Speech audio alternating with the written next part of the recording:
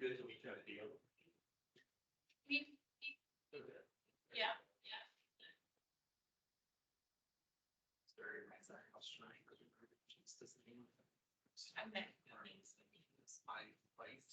I realized that I got to I don't anymore.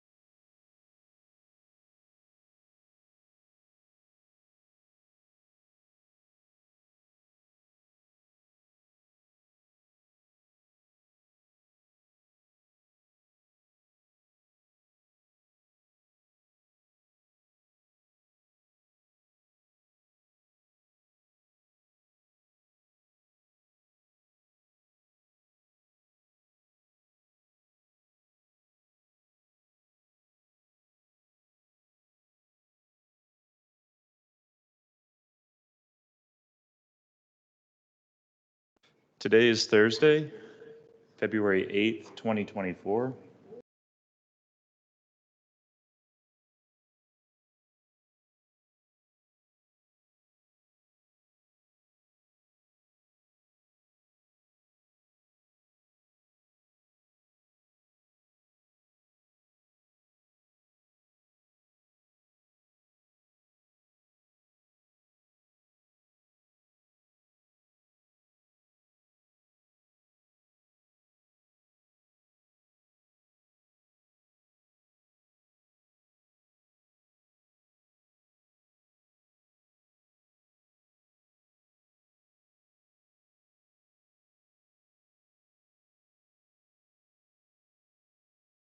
All right, let's try that again.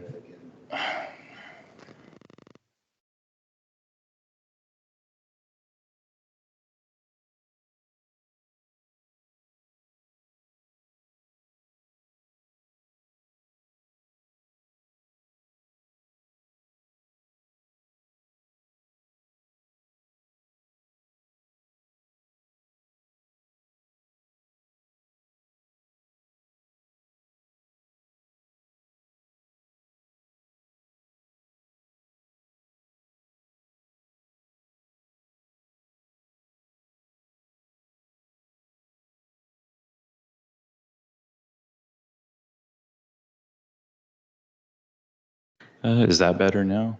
All right. Well, let's start that again.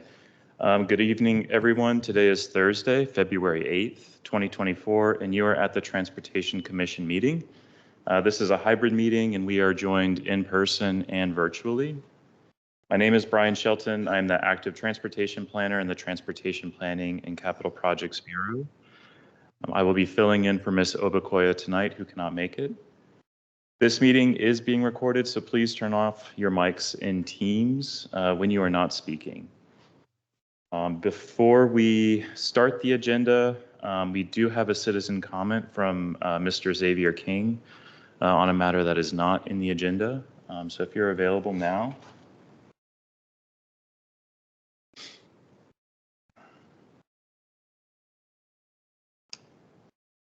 And not seeing Mr. King either on Teams or in the meeting tonight, I will turn it over to Chris Slapp.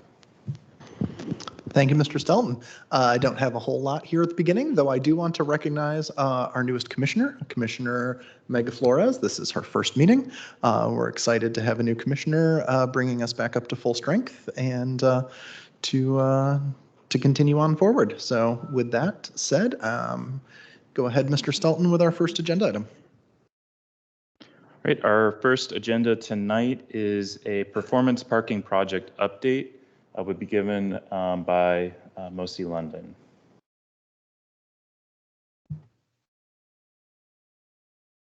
All right, good evening, everyone. Apologies that I can't be there with you in person, but happy to be invited. I know this is the third of the presentations that have been given related to this project, so this should be an update. But if there's anything in terms of the prior material that was presented, feel free to ask questions. I just want to confirm that everyone can hear me and see the slide deck. Yes, and yes. Okay, great. So the purpose of this update is primarily to obtain the Transportation Commission's endorsement. I know that you've been supporters and great inquirers of the project to date, and especially of the advertised temporary ordinance changes, which are really necessary in order to continue the project. So the main focus of this presentation is to talk about the details that are related to the ordinance, but still provide the framework of where we are currently with the project to date. Again, just to orient everyone why this pilot project, the curb is a finite resource with several demands on it, and the demands continue to grow with increases of different types of activity on the curb space, from smart mobility devices to the future of autonomous delivery. In terms of the curb, what's critical is being able to manage the information and the pricing to be able to better improve access to the curb. And a lot of this is just tied in directly to the Master Transportation Plan, specifically Policy 5, which states utilize parking meter pricing strategies that vary by hour and location to better match parking availability and demand. And the goal of this pilot is really to test how these tools can work on Arlington County streets and with user populations. In terms of how the project is funded, it's a 3-year pilot and it's 100% funded by VDOT's Innovation and Technology Transportation Fund. The county board approved the original project in 2018 and accepted the award of grant funding from VDOT in 2020. We always like to start with this in terms of just what the project pilot does not do. First, it doesn't commit the county board to a specific long-term path. It's a pilot, so it's really about testing the tools that are developed as a part of this project. It does not seek to increase the overall parking revenue. The goals are really attributed to optimizing the curb. It does not increase all meter parking or parking rates across the board. It does not decrease the number of reserved ADA accessible parking spaces. It's not akin to dynamic or fast changing meter pricing, which many of you are familiar with, such as the express lanes on the various interstate corridors. And it doesn't change the type of curbside use from meter parking to something else entirely. The primary focus is looking at how we can use meter parking and changing the price, as well as providing occupancy data to really optimize the curb use. So in terms of measuring success, It's a 3-year it's a 3-year project, and it's a 3-step iterative process. First, with gathering data, conducting analysis, and then implementing and communicating changes.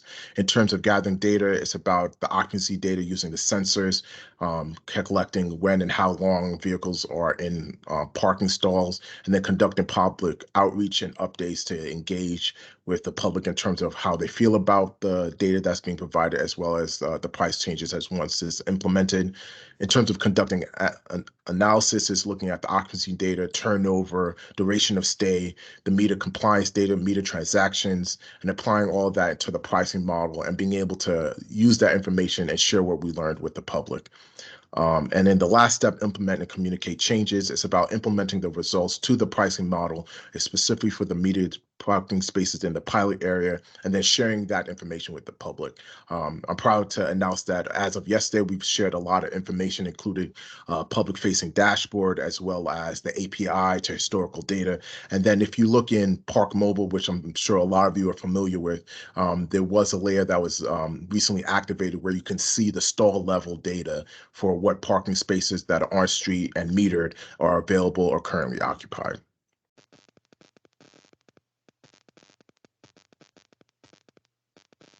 In terms of outreach and engagement, we have conducted several external presentations and discussions. And as I stated at the beginning of this, this is the third interface that we've had with the Transportation Commission, and we continue to plan to reach other stakeholders, such as the bids and civic associations. And of course, as more information becomes available, we'll continue to keep the Transportation Commission updated. So as stated, the temporary ordinance is a necessary process in order to take the project pilot to the next step. Today, parking meters are set by code and only the board may change them. For this pilot, the county must be able to execute rate changes administratively for the next 2 years. And then, of course, at the end of the pilot, we return to the board, or during the process, returning to the board for each rate change proposal would not make the project unviable.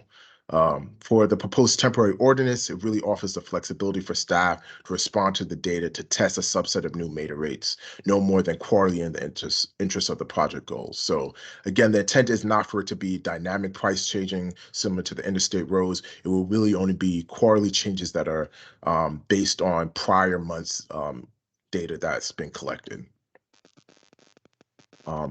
And lastly, the county board advertised the proposed ordinance on January 20th, so it is available for comment. In terms of the key features of the proposed temporary ordinance, it applies only to meters in the project area, which includes the Rosslyn-Ballston corridor and Route 1 corridor. It expires 2 years after the board action and delegates authority to the county manager. It allows rate adjustments, again, no more than quarterly. So based on the timeline of the project, it would only include roughly 7 to 8 changes that would occur in total. Rates may be increased or decreased in response to the demand data that we're collecting, and rates may differ throughout the day, week, and by geography. So in terms of what the project does not do, it does not plan to do rate increases throughout the entire corridors, both the Rosslyn-Ballston or Route 1. It's really looking at the specific areas where it's warranted based on the supply and demand of the data. The increments of rate change may be adjusted based on the response. So in terms of the max rate that's drafted in the ordinance, there's no max rate of no more than 5 hours may be used during the pilot.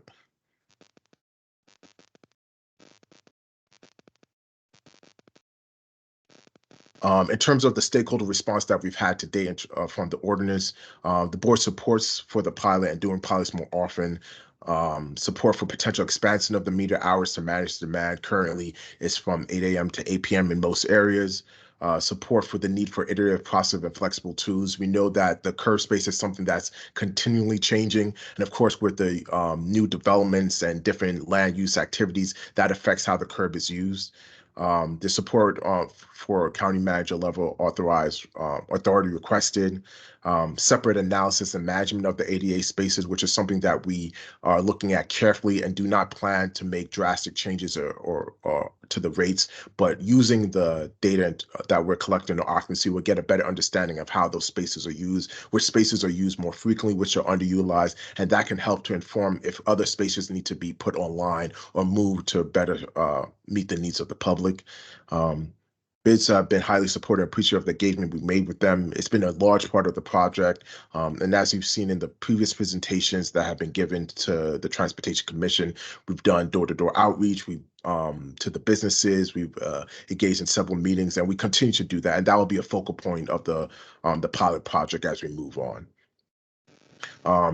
AED has offered to connect us with businesses to get access to retail employees, which we know are an important group to reach out to because their use of the curb space is definitely different, especially when it comes to the retail and restaurants. They need longer term parking to align with their hours. So it's looking at how changes to the pricing may affect how they use the curb. Certain concerns that we keep in mind, and these are just the top ones or a few of the ones that we want to keep in mind.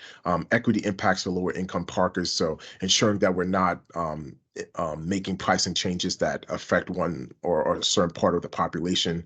Trying to ensure that the max rate is not a distraction, even though within the ordinance we wanted to put that there so it's clear that it can't go above the proposed max rate of 5. And again, it doesn't align with the pilot goals of trying to raise revenue. It's important to just have that in there so it's clear that it can't go higher than that. And again, it wouldn't be something that if it ever gets to that, it wouldn't be a wide sale across the entire corridors.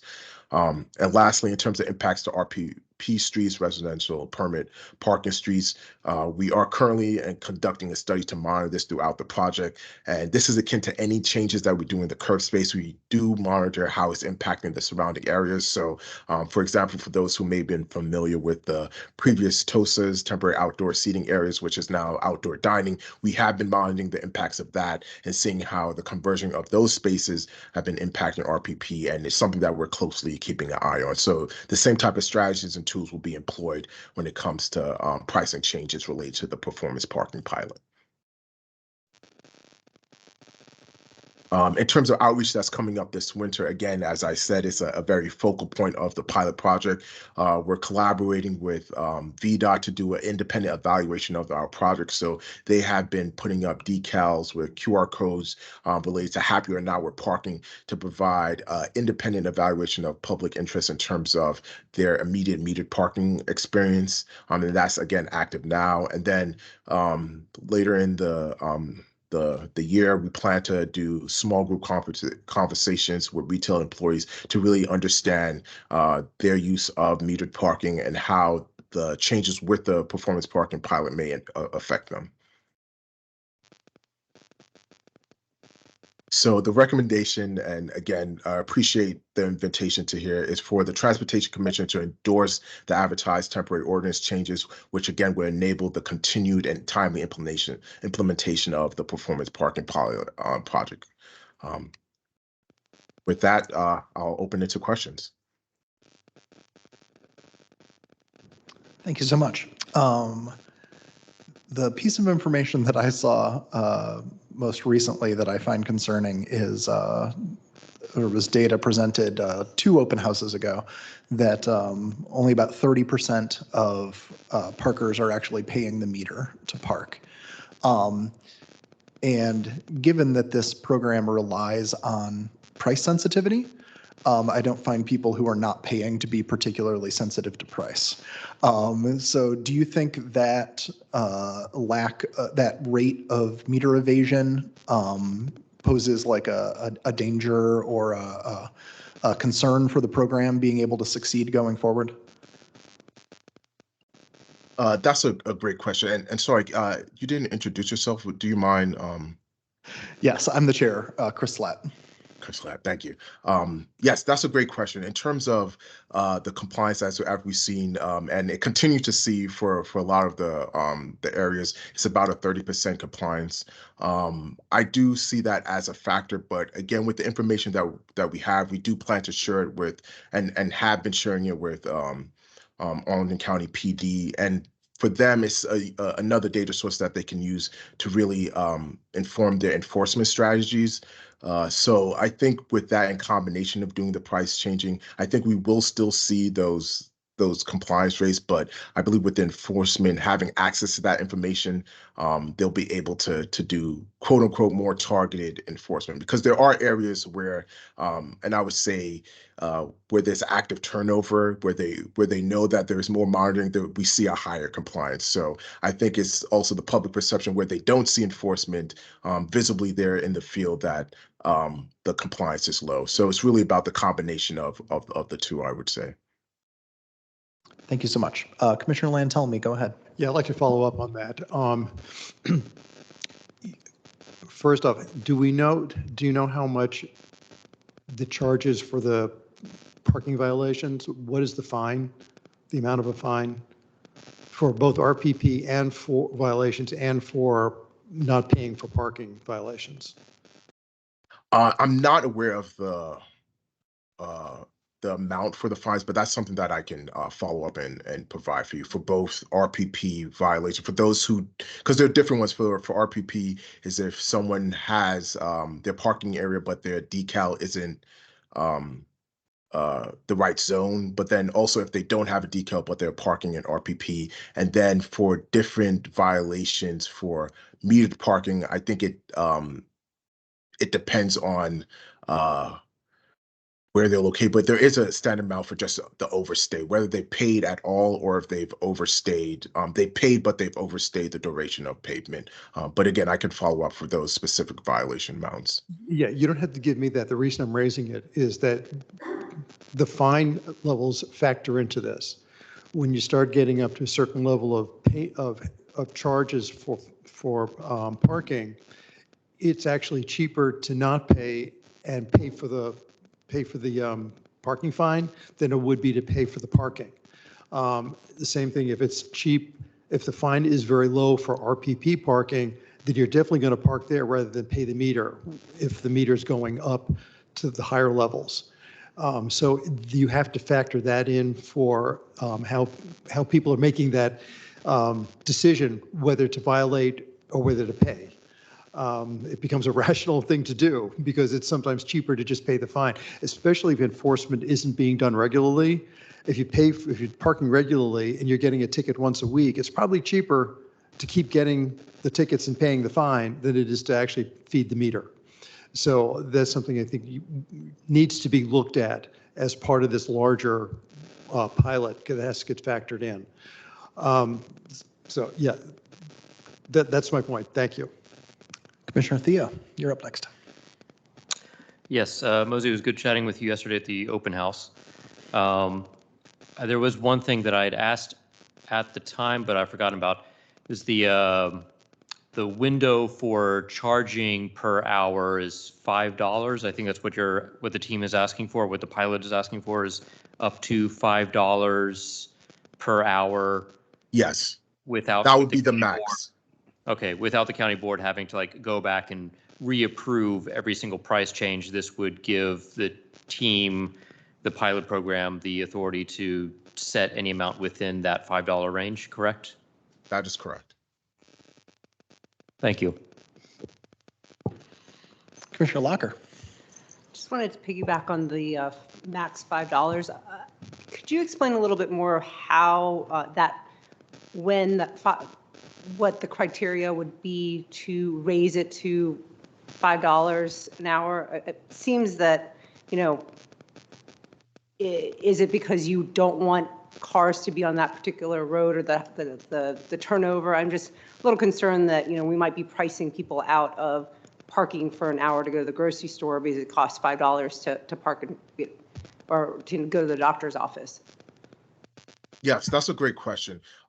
Really, I think it's just setting the bounds to it. I know that in terms of the pricing recommendations that we've been looking at, we have been looking at various increments, primarily starting at 50 cents, but knowing that there are certain locations where that there may be that inelasticity to price sensitivity, that in certain areas, maybe $5 would be that amount. the intent, at least for the pilot, is that we don't know if that's going to be the case, but we're willing to at least put that forth as a suggestion for the proposed amount for certain locations. And in terms of where it would be impacted, again, it wouldn't be across both corridors. So you wouldn't see across all meters for the duration of 8 to 5. There'll be for specific time amounts. So one example would be just setting a $5 max if it ever gets to that amount for just 2 hours in between a peak period that occurs in the morning or afternoon time. So it wouldn't be for a long duration, and really we're letting the data show that. So for our analysis, the threshold for occupancy for a price increase is greater than 80% over our period, and we're accumulating this over a 3 months data set. And to date, I think we're up to at least 5 months since we started collecting data since August. So we'll be very targeted in the sense of where we would be doing the price increases, and it would be on at the smallest level on a block face.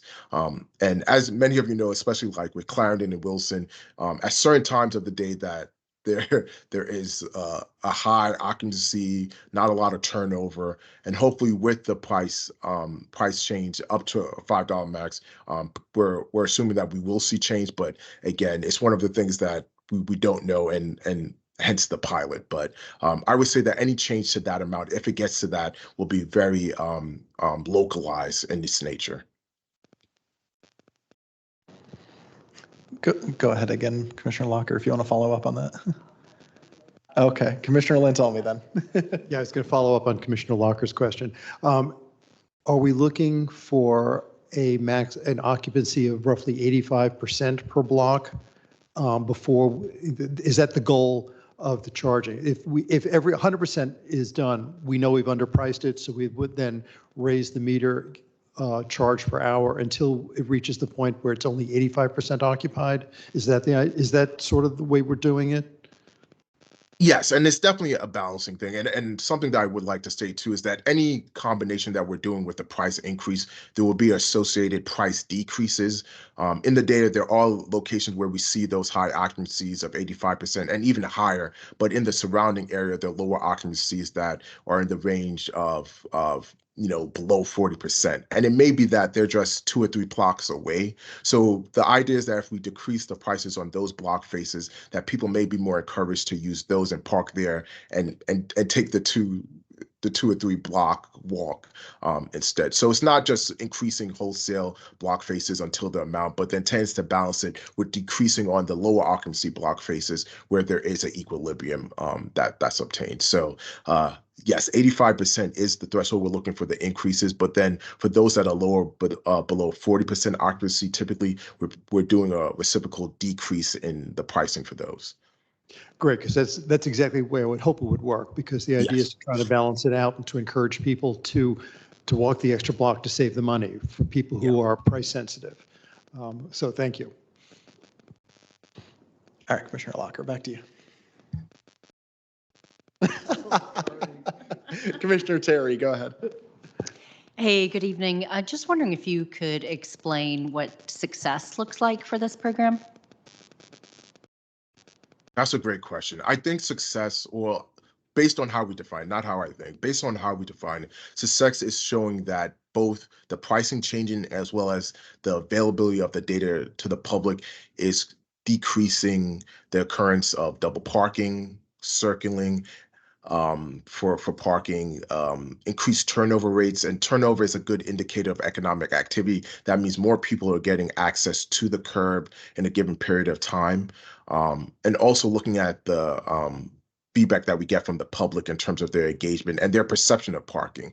A lot of the feedback that we do get to date prior to the data is that there isn't enough parking, and the parking is not where they need it. But when we look at the data itself, it's showing that there is a lot of parking available, but not necessarily where they want the parking to be. I think it's really about the management of expectations. So a lot of people want to park exactly where their destination is. So if it's in front of the coffee stop or the restaurant they're going to, that's the preferred parking. But the idea is that with the data being provided so that they can make informed trip planning decisions about where to park. So like on a Friday evening, if they pull up the Park Mobile app or another tool that has access to the data, they see that the metered parking is pretty full. Maybe that will inform their decision making to maybe take a Uber or Lyft or decide to take transit, knowing that the parking availability is low for on-street.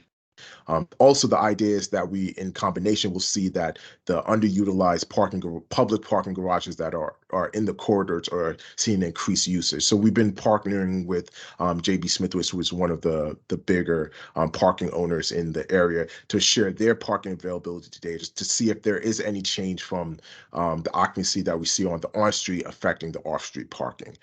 So I think, again, success is really seeing a behavioral change and then really seeing more access at a given time on the curb. So more turnover, less occurrences of high or, that near 100% capacity of occupancy will be indicators of success.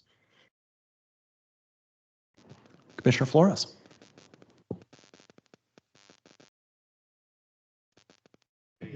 Okay, great. Sorry, tech issues. As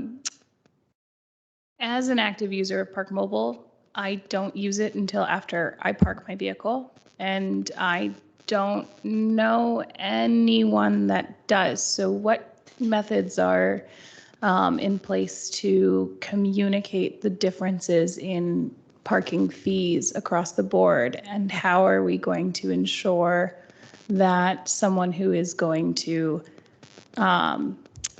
travel to a certain area, Ballston, what have you, for dinner is going to look at Park Mobile or another data source for the parking fee beforehand? Great set of questions. I'll respond to the first part in terms of being able to access the data. I think it's again about behavioral change. So yes, Park Mobile is primarily used in terms of when you get to your destination, you're paying for the parking, but the hope is that when people do that they'll see the pop-up notification saying that there's new data that's available in the Park Mobile app. You'll see that there's metered parking, that spaces that are available and not available, and they'll use it differently in terms of trip planning. There are other tools that will be available or currently are available in terms of the data. One of them is the public-facing dashboard, which will have historical data so that users will be able to look at it and say, on a typical Friday, what is the parking occupancy look like for Ballston, and be able to inform their decisions. I think for those who don't typically drive, trip planning is definitely a key part of how they get around. I think the biggest part is changing the driver's behavior to do some trip planning intuitively as well, and that is going to be a challenge. In terms of your second part of the question, in relation of when people are deciding or trying to get information related to the pricing, any pricing change, since it will only be done quarterly, will be communicated through vast public messaging. So it will be very clear which areas where the price increase is and to how much and the duration of where that is. And again, it wouldn't be something that's changing on a day-to-day basis. So once it's changed after a quarter, it will be publicly advertised. And then if it changes again, it will be documented and publicized prior to the next change that would occur 3 months later.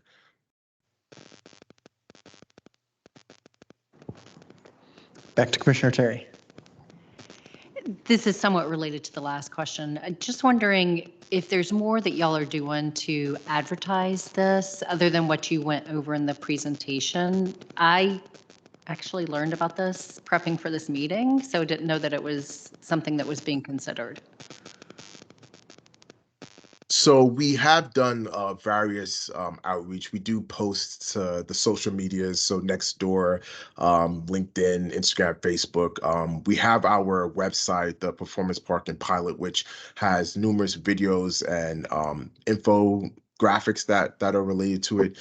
We have also published in All Now some information related to the pilot. But again, I think it is something that we will continue to push out. So we'll be continuing using different outreach. And we also have tons of earned media. So there has been interviews conducted with the project manager for the project, Melissa McMahon, and we'll continue to do that. So sorry, it just recently got got on your radar, but we'll continue to publicly advertise it in any way. And if there are suggestions in other forms that we should be doing it as well, please let us know. But our main part has been doing the open houses as well as the different meetings that I've listed here. So if there are other ways that the information can get out, we're all open to trying those. Any Commissioner Ludlow? Yeah, I just wanted to commend the idea of making sure that turnover rates are a key performance indicator. Was just listening to and reading a little bit about the Arlington Futures 2050 meeting the other day, and we're just really facing persistently high commercial vacancy rates. And I think any way that we can pull levers in the transportation space to make commercial retail patronage and use more attractive in Arlington, we've got to do it. So I think the literature says, I'm not an expert in this, but the literature says the more turnover, the more opportunity. By driving pricing and having this type of program in place, you're prompting more turnover. And so I think that's all really positive. I think the other part of this that's really important, along with kind of tying those broader goals of how do we pull transportation levers to fill offices and retail, is this idea of just being able to provide the information. Commissioner Flores mentioned this. I used 66 today. I haven't done that for a long time during a peak hour. I scrambled around for a few minutes and finally, through many kind of links and searches, found what I thought was going to be the real-time toll rate. I think it was nearly $7 to go from Roslyn to Sycamore Street. And I think, you know, I don't know how many people are going to want to look at that ahead of time, but I think it needs to be available and it needs to be easy to get to. And even for those who want to wonk out and look at the historic stuff, I think you said that the historic pricing will be available too. Great. So as long as it's maybe even if it's any easier than the I-66 website, then we've got a victory already. I definitely appreciate that. And if I could follow up in terms of other ways that we are advertising the information, because I know one of the concerns that have been presented to date is that we don't want people using their phone while they're driving to look for immediate parking. We are working to have dynamic signage deployed at certain locations, which would show where parking availability is on streets. So akin to your experience that you're in a parking garage where they show you directionally where parking is available, there'll be certain locations within the corridors where that would be installed, where you can easily look up and see where parking is available on street. Wow. Great. Anybody else? Commissioner Lantelmi, back to you. This is where I'm going to use my moment for a plug. If my fellow commissioners haven't read it yet, I recommend this book, Paved Paradise. If you haven't read Donald Shoup's The High Cost of Free Parking, this also will tell philosophically, certainly where Chair Slatt and I are coming from when we talk about parking, and where this very program is almost classic to what Professor Shoup recommends in his book. It's a very important book for understanding the economics of parking and a certain amount of even the emotion of parking, and how it interacts with economic development, planning, equity. Virtually everything is somehow related to parking. So I certainly recommend the book. It's an easy read. Thank you. Other commissioners? All right, then I'm going to give a tiny amount of history lesson here because Transportation Commission has been talking about performance parking for an extremely long time. So I had to dig back through and I found a letter the commission sent in 2015 that said, quote, "We urge the board and staff to continue taking the steps required to move to a performance parking model where on-street parking prices can be matched block by block to the parking demand so that our curb space is used most efficiently, drastically reducing the negative effects we currently experience from people circling for underpriced on-street spaces and the inherent subsidy it provides to driving, which skews people's choice between driving, biking, transit, or walking." And then another one in 2016 when talking about the budget that said the commission recommends that the county properly align parking meter pricing and hours of enforcement with the new demand trends we're seeing in our commercial areas. This will allow these effect of these new policies to be fully understood before the fiscal 18 budget. So here we are in 2024, finally seeing a potential ordinance that would implement these things. It is a policy we've seen in effect in other cities. San Francisco had a really great implementation of this called SF Park that did a really great job looking at exactly those kinds of metrics, like how much less circling are we seeing, how much less double parking are we seeing, do people find it easier to park near where they want to, do people find it easier to find a parking space, how are people perceiving the difficulty in parking, and saw improvements in all of those key metrics, and that's exactly the kind of thing we're hoping to bring to Arlington. Commissioner Hussein, you look like you want to jump in. On those performance metrics, is one of them like the rate, like the increases in people using transit? I just, like you mentioned that, and I was like, well, all these things are great, but like if we saw not a causation, but a correlation between like, you know, people using Metro Rail more with, you know, with conjunction with this data, is that something that is a potential metric, or is that something a little more complicated?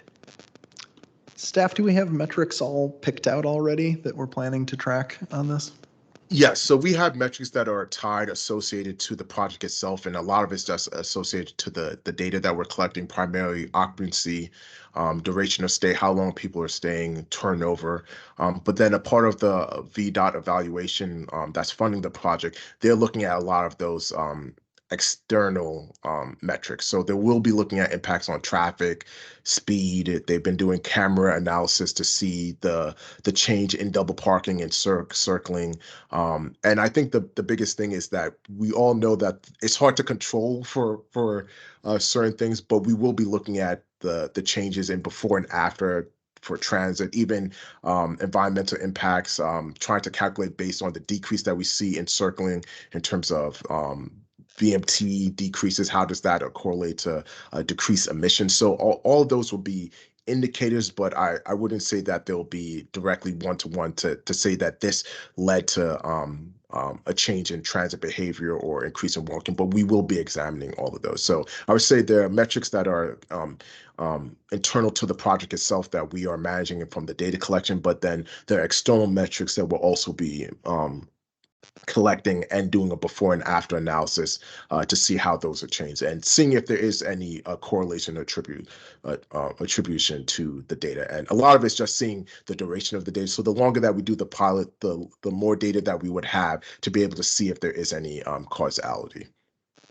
Great. Yeah, that was my expectation. It's a pretty complex world out there. It's tough to Yes. attribute any particular change to one particular factor. Commissioner Coleman, go ahead. All right, thank you. Just kind of follow up on that. If it's possible at the end of the pilot program to include that metric gathering of trying to understand how the performance pilot will affect, or how you've been able to understand the change in preference from using, you mentioned Uber, I would include Metro Rail as well, using bus services, and if that's something that you can include for a further study or something that you would suggest as a part of a continued study. I know you mentioned the longer the pilot is, the more data you can collect. I think that's something really important that we be able to gather. I understand the variables are very difficult to disentangle, but for the purpose of being able to meet many of our goals as a county, I think it's important we be able to understand how this may interact with increased ridership on other public forms of transit. Yes, thank you for that point. And to follow up, I would say that we're leveraging our relationships with third-party app developers, as well as industry, as well as academia. They've been chomping at the bit for access to this type of data. It's the largest data source of on-street parking, I would say, in the world. And I've done my research. I think the closest one is probably the San Francisco one, but this is really the largest. We have over 45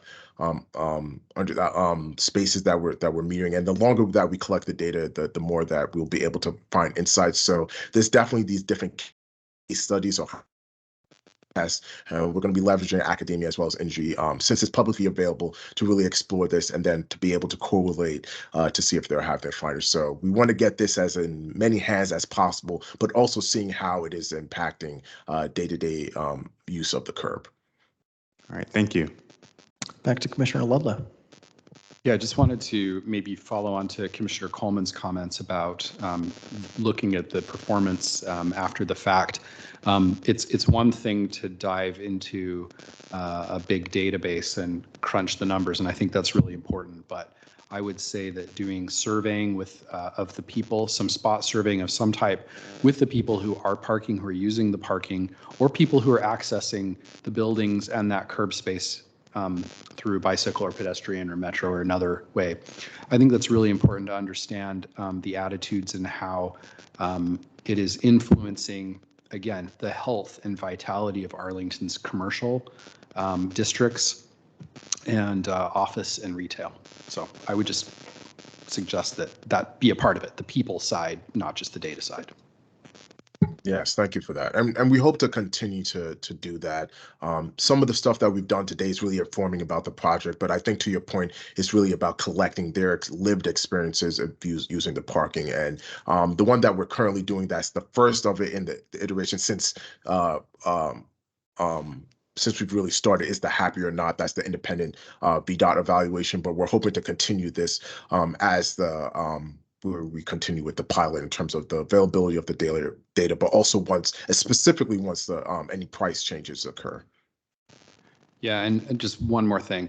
I think interviewing and just following up with the owners of the properties and the business tenants who are drawing on customers who use those spaces is really an important link to all of this. So making sure that they're happy with it as well. I know you've done a lot of outreach to them up to this point. Yes, thank you for that. Commissioner Thea. Yes, last question for me. So regarding the time frame of the pilot program, you are expecting or hoping to have the county board's authorization for the pilot either this upcoming county board meeting later this month or perhaps March at the latest, and you're asking for 2 years authorization for the pilot program. Do you want a little bit of wiggle room, say 2 years, 3 months, or are you really just aiming for that flat 2 years and hoping the county board, say 18, 21 months from now is willing to take the next step at that point? Yeah, I think it's important not only for the project, but also for the public that there isn't flexibility in terms of that point. I think 2 years is what we're intending, but even after that price changing ends, we'll still have the data available. It's in the streets. We'll be collecting it. But I think that the essence of it being a pilot, it should be clear that this is where it starts and ends. In terms of the time period difference, I think it will just impact the amount of data that we have. So based on the 2-year timeline, we would have about 7 to 8 price changes. So if it is shorter, like 18 months, it would just mean that we would have less data to really infer from. So I think the 2-year mark and no greater than that makes sense. But if there is the negotiation of doing a shorter period, I think we will just use the data that we have collected up to that point to make informed findings about what we've seen. Understood. Thank you. Yeah, thank you. All right, seeing no other immediate hands, I'm going to go ahead and put the county manager's recommendation on the table.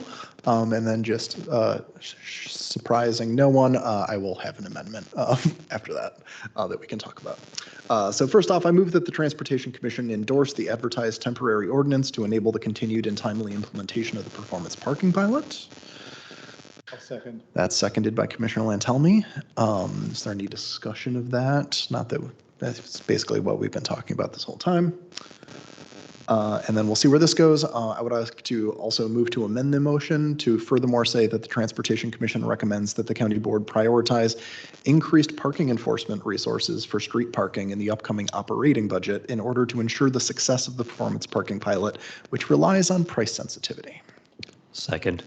Second for that. All right. Is there any discussion of the amendment?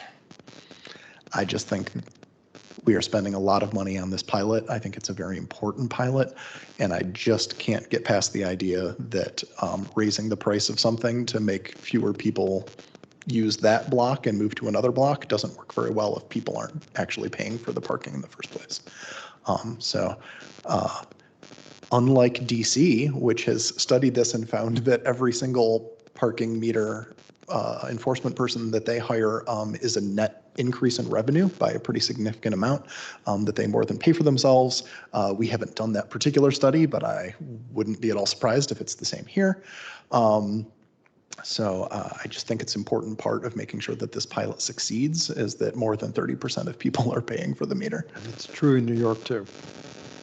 Is there any discussion beyond that of the amendment?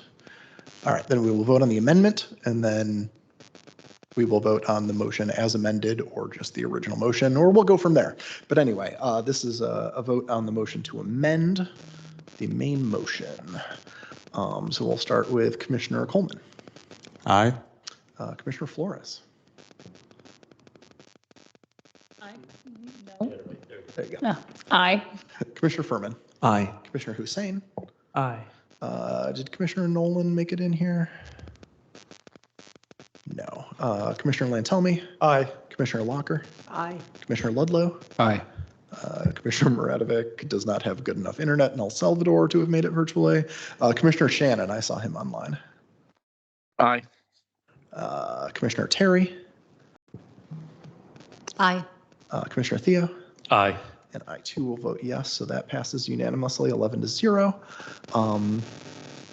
And then is there any further discussion? So the motion has been amended, but we haven't approved the motion as amended yet. Not seeing any hands, so this vote will be on the final motion as amended. So that's the county manager's recommendation plus the recommendation for increased enforcement resources. So Commissioner Coleman. Aye. Commissioner Flores. Aye. Commissioner Furman. Aye. Commissioner Hussein. Aye. Commissioner Lantelmi. Aye. Commissioner Locker. Aye. Commissioner Ludlow. Aye. Commissioner Shannon. Aye. Commissioner Terry. Aye. Commissioner Theo. Aye. And I too will vote yes. That passes unanimously 11-0. Thank you very much, and I look forward to seeing the first round of data with real price changes. Yes. Thank you for the opportunity to present to you all, and we'll continue to keep you informed. Great. Have a great night. All right, take care. All right. Second up on the agenda for tonight, we have a action item and a presentation from Robert Gibson of DSB on the Goodwill site plan development.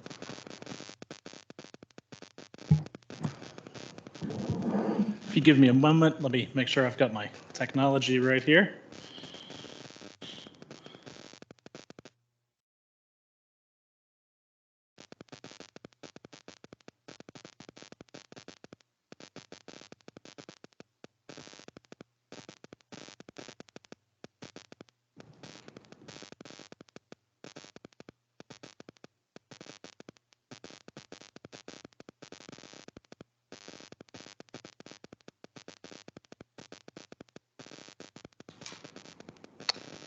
Okay.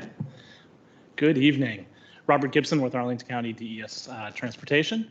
I am here tonight presenting on the 10 South Glebe Road Goodwill site plan.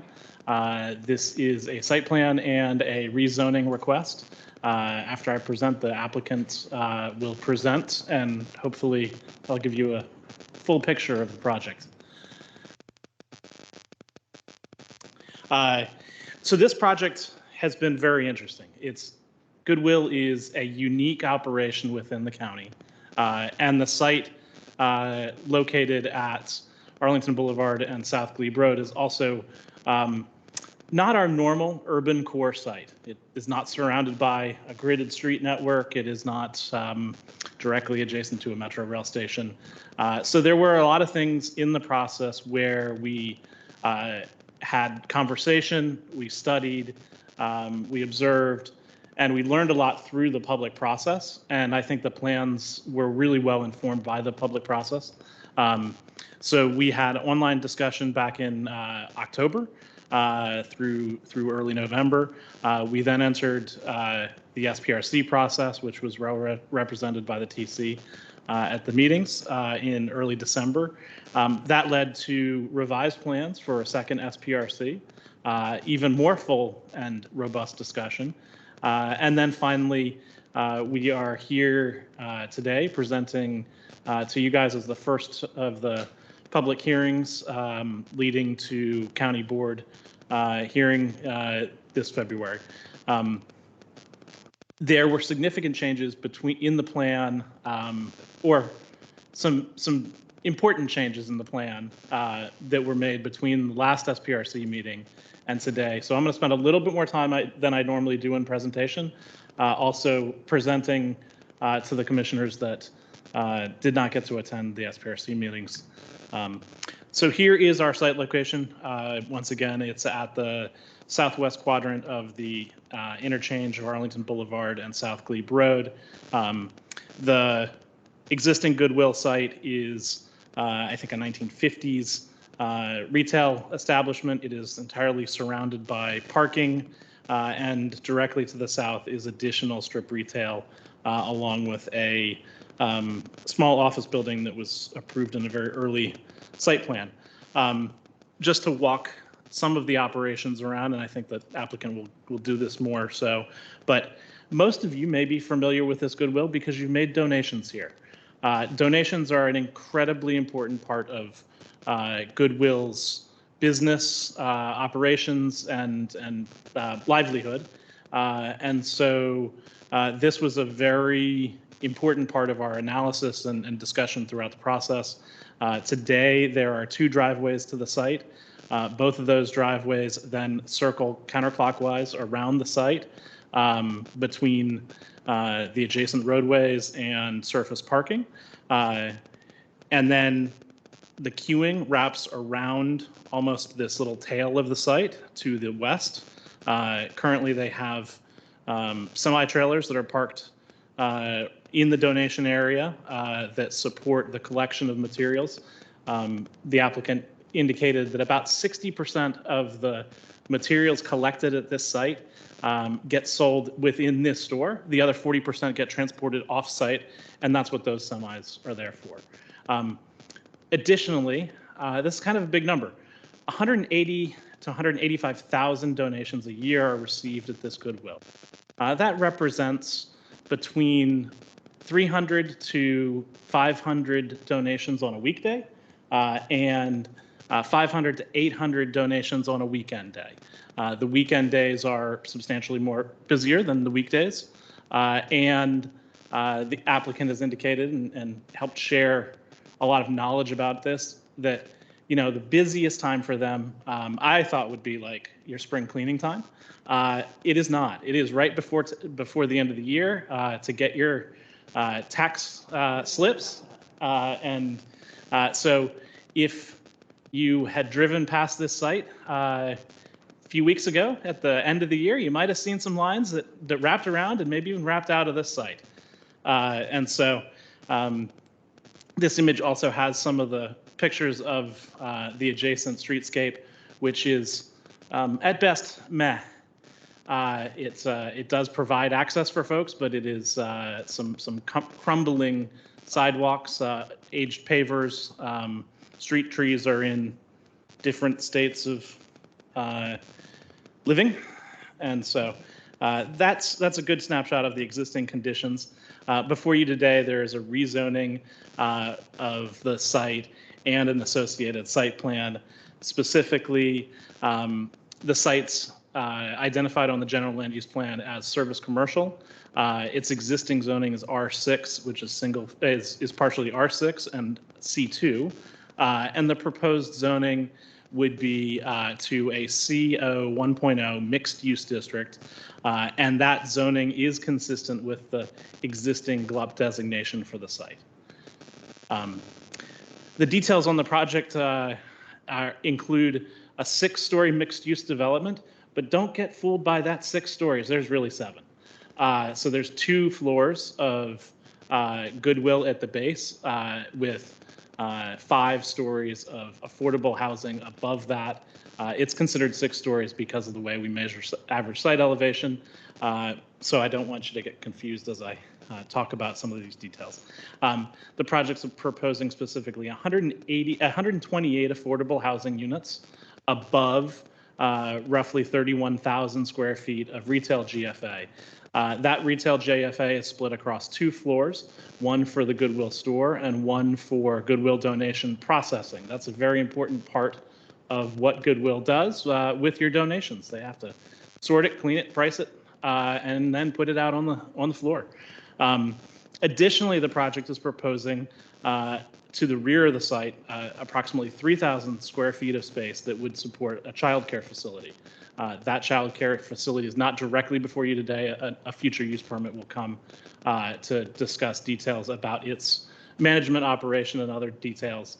But we do want to make sure that that's pointed out in this application, and ideally that would support 40 children for child care.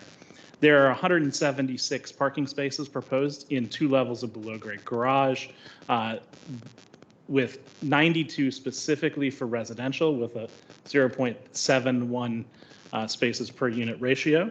That includes 4 residential visitor spaces, which is part of our reduced parking guidelines. There are 55 spaces dedicated for retail. There would be 4 spaces for childcare.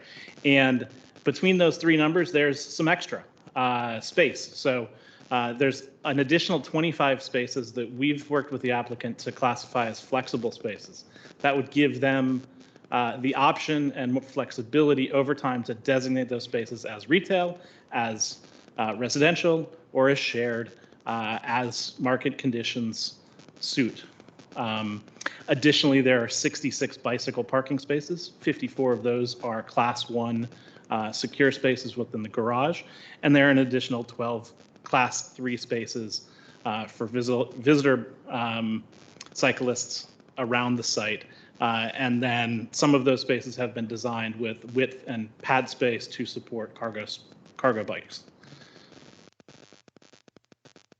And let's see if I can get my slides to move.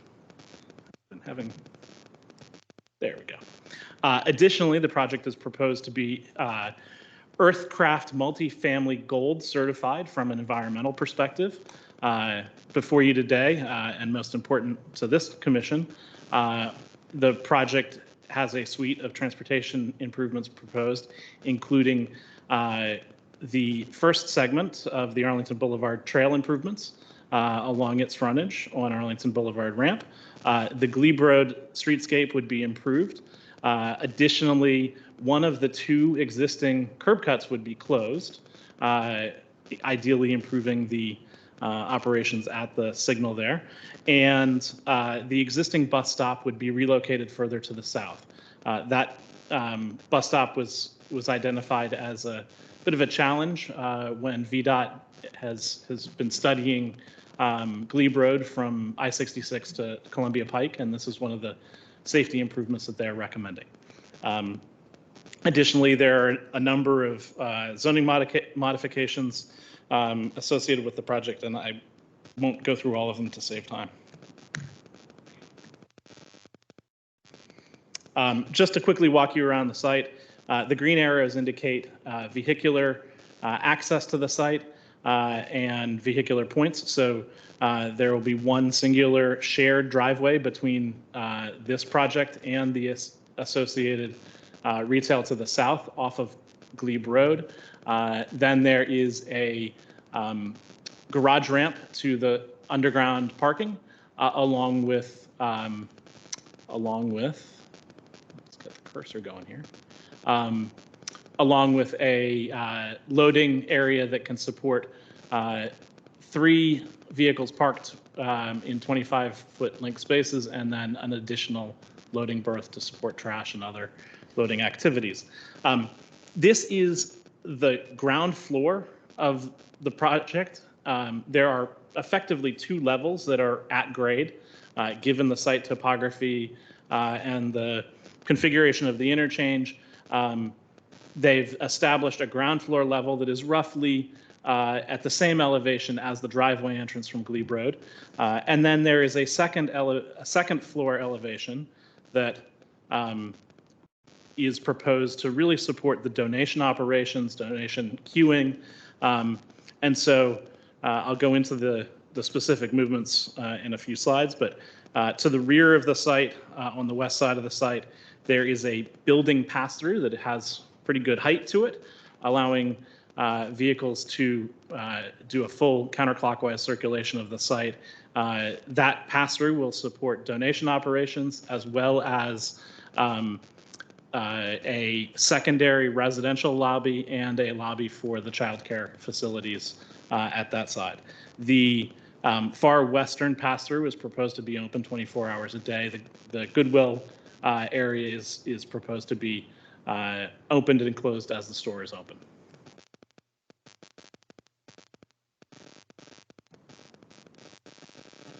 Okay.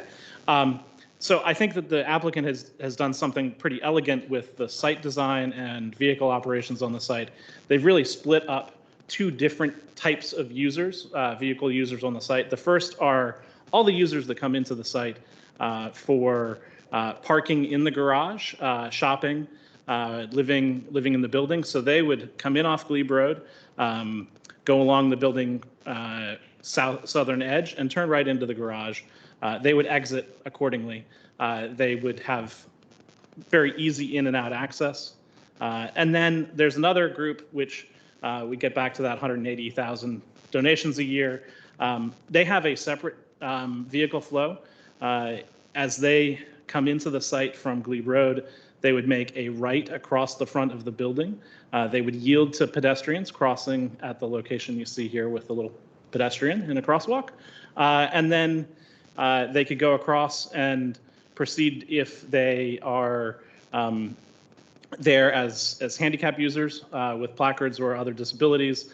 There are 4 spaces at the front of the building to support equitable access to the building.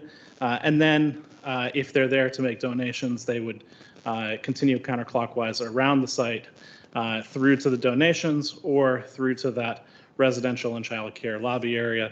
They'd proceed through that and then exit towards Glebe Road, yielding to any traffic that comes out of the garage, and then exit to Glebe Road.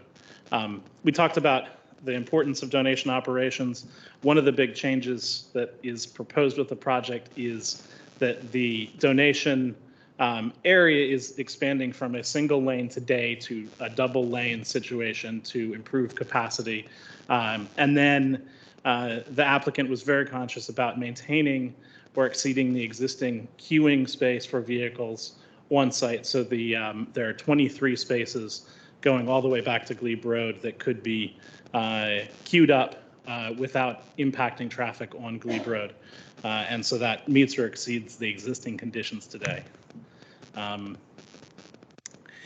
so we talked about the public process, and I wanted to ground us of where we were at the very beginning to where we are today. And these next few slides will do that. The original project, while it looks very similar with the building location and placement, there have been a number of changes, particularly related to how the very front of this building operates. The initial proposal included a double row of, as the applicant called it, teaser parking at the beginning. That's 19 spaces to support guests coming in. That was a key issue as we looked at this project and continued to review it. And so as we got out of SPRC, we got a new proposal, and there were a number of changes that I want to walk through. First, the parking was limited to accessible spaces and went down to, I think it was 7 total spaces in front of the store. And when the parking was reduced, the area along Glebe Road was turned into a planting area, and that has significantly increased the amount of planting buffer between the sidewalk and the proposed building. The donation areas were made wider to support 2 rows or 2 lanes of traffic in each of the pass-throughs. A pedestrian ramp was added from the Arlington Boulevard Trail directly into that western lobby level that provides ADA access to and from the trail, and is also a very safe way to access that area without going through all of the vehicular stuff we just talked about. As I mentioned, the childcare pass-through was designed to be open 24/7. Additionally, there were a number of management things staff has worked with the applicant on, including adding a dock manager to help ensure training and other loading operations move smoothly and don't back up to Glebe Road. A loading dock coordinator, additional pavement markings around the site, additional wayfinding, and then one of the areas that we've talked about quite a bit, both in SPRC staff and with the applicant, is this potential pedestrian vehicle conflict at the front of the building. The first tier of improvements included this, converting it to a raised crosswalk and improving some of the pedestrian space with those front improvements. Since the last meeting, we've actually continued on that vein to really focus on pedestrian safety at this location. One of the ideas that I think is kind of driving our design thoughts is to make this as much like a sidewalk that has cars drive across it, as opposed to a driveway which pedestrians have to walk through. And so in addition to raising and tabling that area, the sidewalk leading to it has been widened to 10 feet, so it's a 10-foot wide continuous sidewalk. In many cases, if we put a building at the back of this, you might not know the difference between the driveway and building garage entry and this location, and pedestrians would be prioritized at the same high level that we would do within the corridor. Another improvement to help pedestrians in that area is the overall circulation in the front of the building was converted to one-way. And then a third element was the parking. In support of that, the parking was angled and further reduced. We talked about improved pedestrian areas to improve pedestrian visibility. And then the third and final change since we last spoke at SPRC was the relocation of the bus stop to the south side of that shared driveway entrance. And I really am having trouble moving my cursor. One other really unique thing for Goodwill in this site, given its lack of real connectivity, it really only has one access point to serve a whole lot of different things. We were very concerned about ensuring that delivery vehicles and the Goodwill vehicles can operate on the site without blocking Glebe Road. So what you see before you is the really technical engineering auto turn diagrams that demonstrate how vehicles would do this.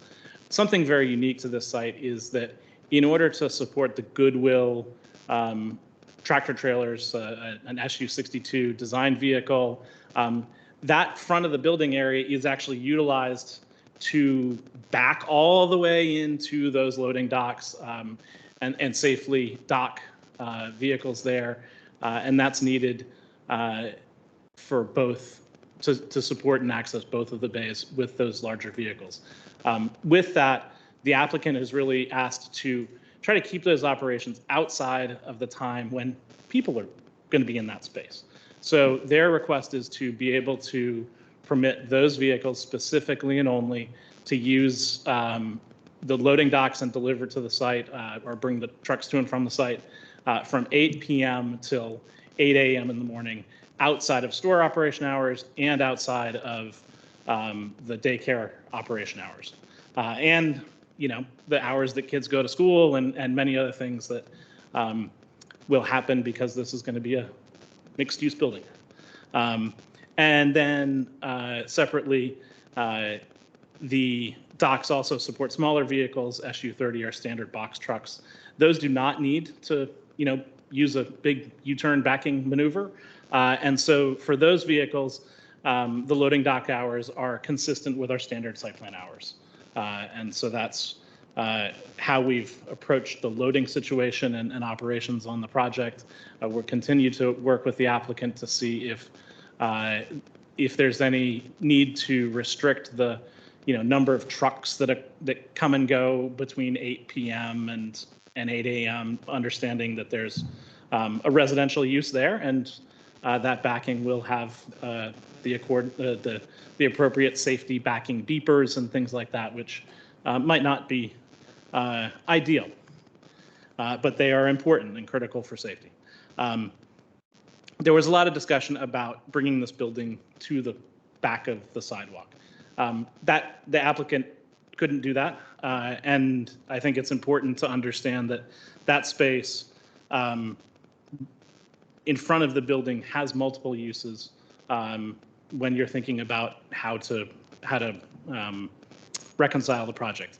The first is to support that really important donation operations, the queuing associated with it. The second being those truck turning movements. And the third is the areas proposed to be used for aerial fire access for the vehicles. So without that space, all of that stuff would occur right at the interchange on Glebe Road. And that may or may not be ideal. Additionally, and specifically, the project is going to result in significant improvements to the pedestrian and public realm along Glebe Road and Arlington Boulevard. Here along Glebe Road, here you see the existing conditions on the left-hand side. The sidewalk is roughly a 16-foot wide sidewalk and streetscape with a bus shelter at the back of that. However, that 16-foot wide space is bifurcated by the planting and utility space, so you really have kind of like 2 4-foot sidewalks in a planting and utility space. The applicant's proposal would unify that 16-foot space, providing a clear and continuous 10-foot wide sidewalk, buffered from Glebe Road with a 6-foot tree planting area and utility strip. That 10-foot wide sidewalk would be consistent with the 10-foot wide sidewalk, which is on the bridge crossing Arlington Boulevard. So we have good continuity of facilities as we look at what is to the north. Unfortunately, the sidewalk to the south isn't quite as good, but we'll have to address that at a later time. Arlington Boulevard Trail. The Arlington Boulevard Trail is a new thing. Right now, there's about a 4 or 5 foot wide sidewalk, maybe, on the south side of Arlington Boulevard.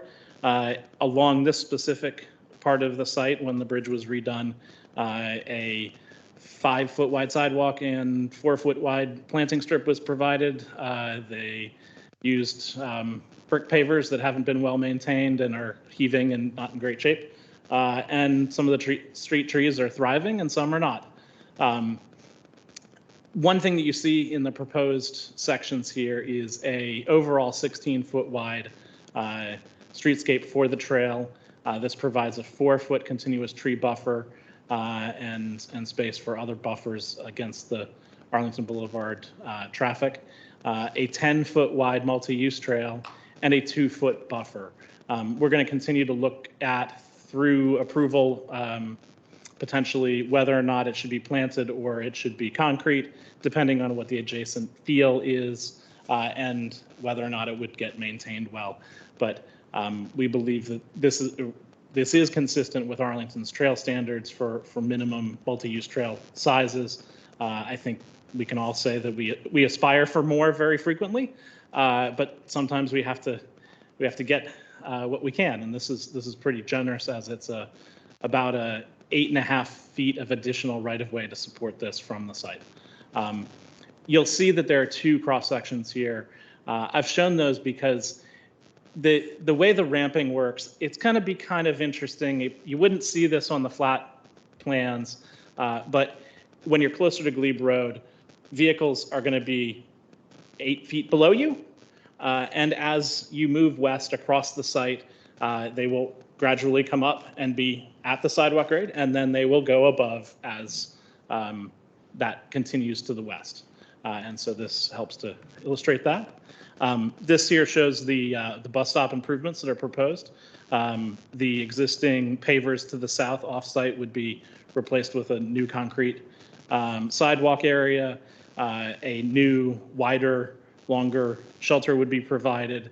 A new bus pad would be provided in Glebe Road to keep the road from heaving and otherwise be a good place for buses to stop. And this would be on the southern side, so we hopefully would not be having buses blocking the sight lines, resulting in cars inching out across the roadway at times and then ultimately having crashes. So with those transportation improvements, along with what we'll discuss here, the findings, the project's bringing forward 128 affordable, new affordable units. 80 of those are proposed to be 2 or 3 bedroom family sized units. That's kind of remarkable considering this is a existing retail space. So the partnership between AHC and Goodwill is unique and noteworthy in and of itself to bring forward this development. We've talked about the transportation improvements. Additionally, there's the green building elements of Earthcraft multifamily gold, along with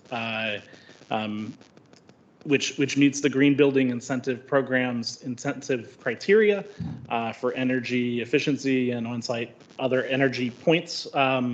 And as such, they receive a 0.35 FAR bonus for that.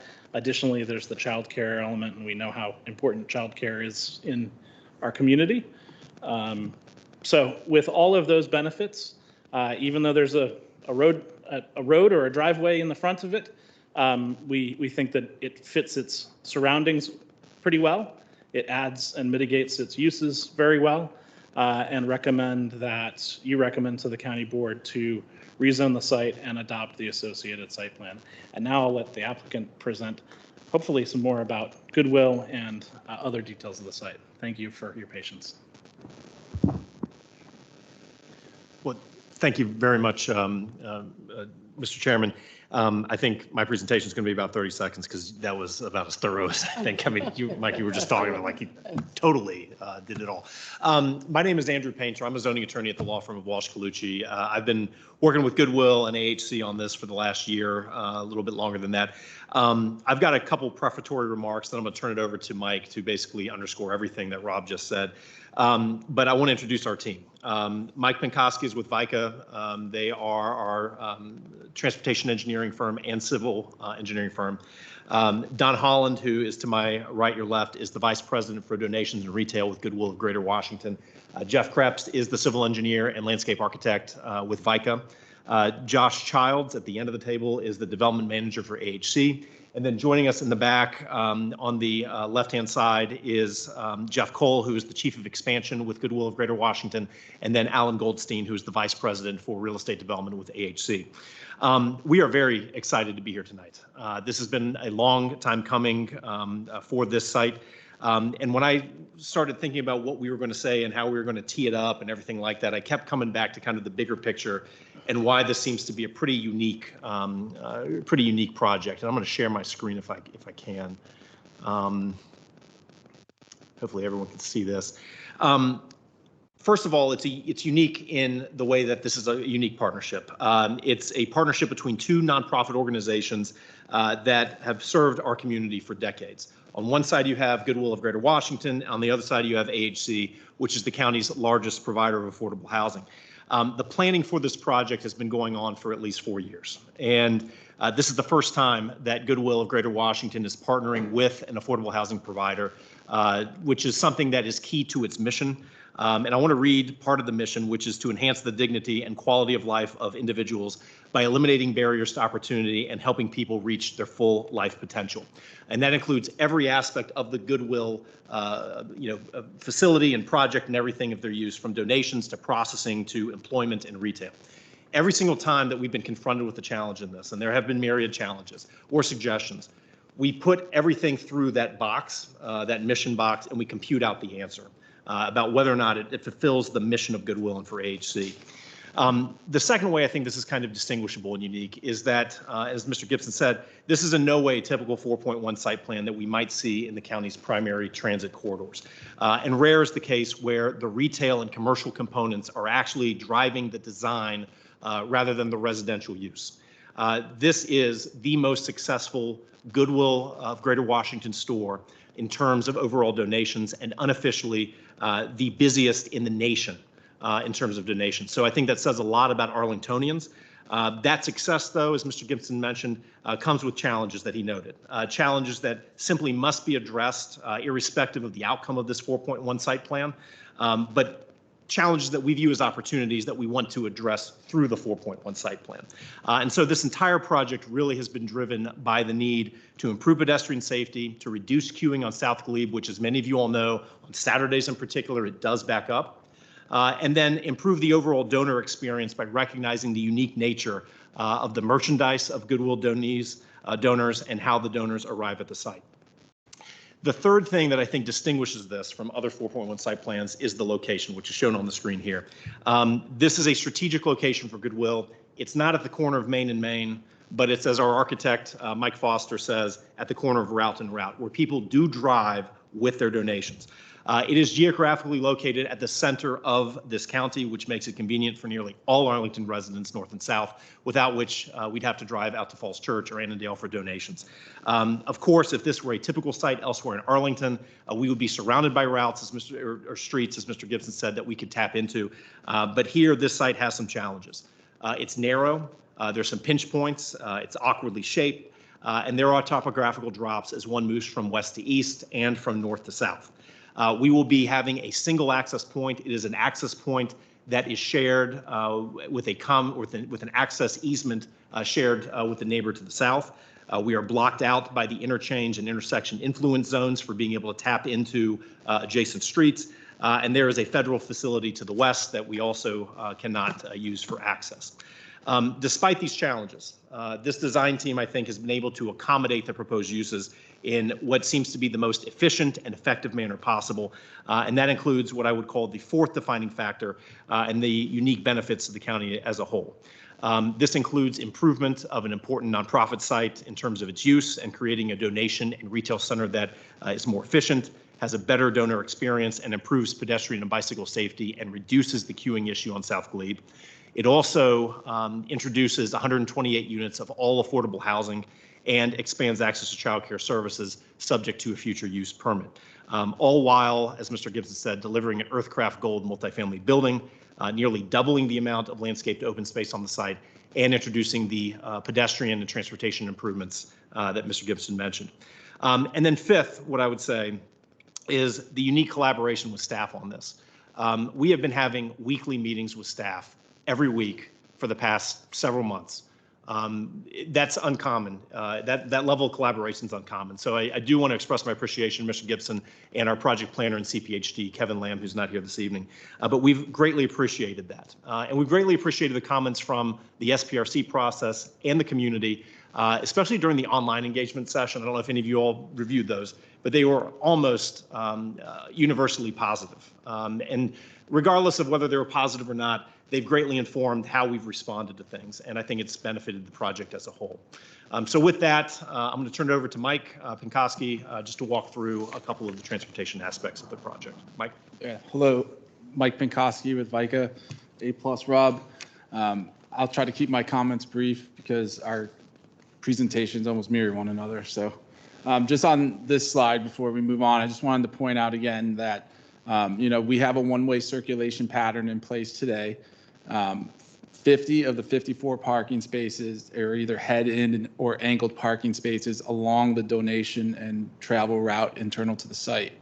The site has 2 curb cuts. They total close to 75 feet of 160 feet of frontage. So it's almost half of our frontage is driveway. There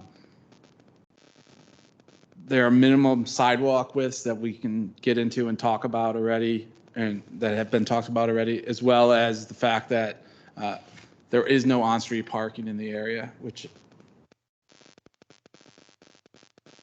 this is a picture of the rendered site plan.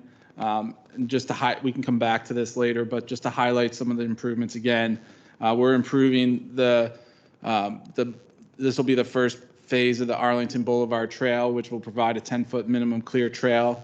We're improving South Glebe Road for a minimum 10-foot clear sidewalk. We are going to be retaining the one-way loop donation. And this design does prioritize the pedestrians with the raised tabletop crossing. The crossing itself is approximately 16 feet wide, and it will have that apron. So as the driver enters the site and makes that turn to make the donations, they'll hit the apron, and then there'll be a small buffer before they actually hit the 10-foot clear sidewalk. And as Rob mentioned, there will be a continuous sidewalk from the building to Glebe Road.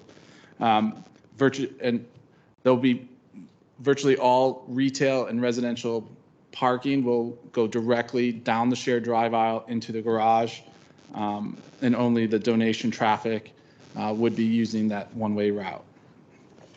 This slide highlights the pedestrian, bicycle, and vehicular routes across the site. The green are vehicular, the blue are the bicycle routes, and the red are the pedestrians. One thing that was a topic of conversation during the SPRC is the shared nature of the loop for the daycare use as well as the donation. And I just wanted to point out for the group and the commission that, the heaviest time of drop off for the daycare would be during the morning peak hour. That's when the donations are closed. The donation center isn't going to open until 10 a.m. Their hours as they are today. We expect a significant reduction in a traditional daycare vehicular trips in the fact that there are going to be residents living in this building that we hope utilize the daycare. All of those factors will help minimize those potential conflicts. You can see here, and we'll show you on the next slide as well, that there are two pass-through lanes. The lanes to the right will be allow for double stacking of donation drop-offs, and the pass-through on the left, which will remain open 24/7, will allow for childcare drop-off as well as a secondary residential entrance in the rear of the site. So just again, walking around the site counterclockwise, pointing out some highlights that we've worked collaboratively with staff, and it has us thinking of how we're going to implement this. Upon entry, we have the raised crossing, the one-way circulation, 375 feet with potential for 17 vehicles to stack in. I know Rob's number was slightly different. We stopped our calculation at the raised crossing so that we can manage 17 vehicles easily before that pedestrian crossing. And then upon exit, we're thinking about signage. We know that it's going to be a fairly busy area where we have the loading facility, people coming in and out of the garage, as well as people leaving the donation. So we're thinking about advanced signage, whether it be yields or stop signs, as well as for people coming out of the grounds, alerting them through either advanced signage there or speed humps coming up the ramp to make sure that traffic is moving slow. If you look at an aerial today, there is no controls or pavement markings along the shared drive aisle. And what we're looking at here is potentially kind of demarking and defining where vehicles should be. Again, this is just another snapshot of what Glebe Road looks like today. You have maybe an 8-foot sidewalk where the speed limit sign is. There's a 4-foot tree pit, and then 4 feet between the tree pit and the bus shelter. And again, you got a 42-foot driveway and a 35-foot driveway in the background. Just showing again the cross section here. You have a 10-foot clear sidewalk, enhanced tree zone, and then our one-way drive aisle with the angled parking. And during peak times, and that we are going to have a donation circulation plan, and in those peak times, having this wide driveway provides many benefits in addition to the truck turn movements. In those peak times, if we need to manage stacking through this area. This allows us to be able to double stack parking through here as well to pick up even additional capacity. Again, here's the Arlington Boulevard frontage. You have 4-foot tree pit, 5-foot sidewalk in some locations. This will be the, as Ben mentioned already, the first segment that can be delivered of the Arlington Trail project. 10-foot clear sidewalk, 4-foot tree zone with a 2-foot buffer that could either be planted or additional paving to provide 12-foot. But I guess that's to be determined, but the area is there for it.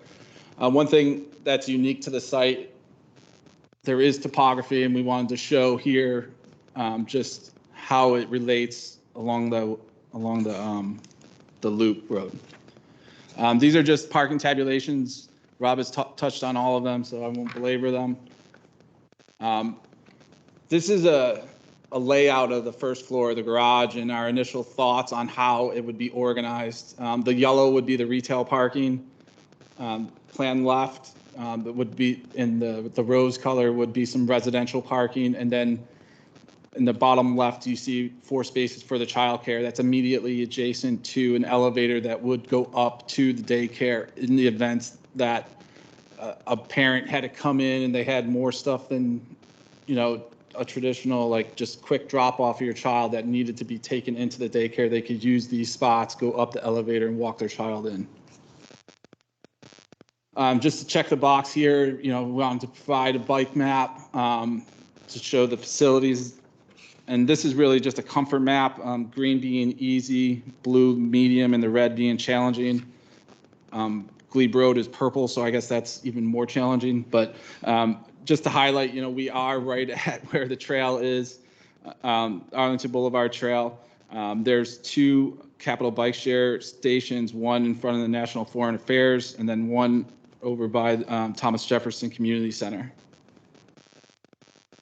Bus routes, we do have the bus stop that we've talked about immediately out front of our site that we're going to be relocating to the south side of the driveway. There is a northbound bus shelter right across the street on the other side of the intersection. This is just the multimodal trip generation. It breaks out the existing trip generation and the existing person trips. In the total vehicle trips, I did want to just touch on during the morning peak hour, as I mentioned, the donation is closed, so there are no trips associated with the donation. During the PM peak hour, it's roughly 23% of the total trips. So on the days that we counted, we observed 25 donations happening during that 1 hour. So in and out trip is 50. So that gets us to the 23. And on Saturday, during that midday peak hour from 12 to 1 p.m., of those 348 trips, approximately half of them will be associated with the existing donation drop-off. Again, this is just a shot of the bus stop and the relocation. We have worked close with staff on this, and it is part of the STARS recommendation that VDOT has put out there. Community benefits, probably the most important slide here. We've talked about the streetscape improvements, the enhancements to the shoppers and the donation experience, 100% affordable housing, on-site childcare, contributions to the utility fund. There'll be a transportation demand management plan, community services contribution, public art contribution, a parking management plan, a loading management plan, and a donation circulation plan. And yep. And then some pretty pictures of the building here. This is a picture from the off-ramp looking at the building from that side. And then the next one is just a shot from Glebe Road looking at the building. And Chair Schlatt, that concludes our presentation. We'd be happy to answer any questions. Thank you. Thank you very much. I believe we have a speaker on this item. Is that correct? We do. We have a Mr. David Rimnick.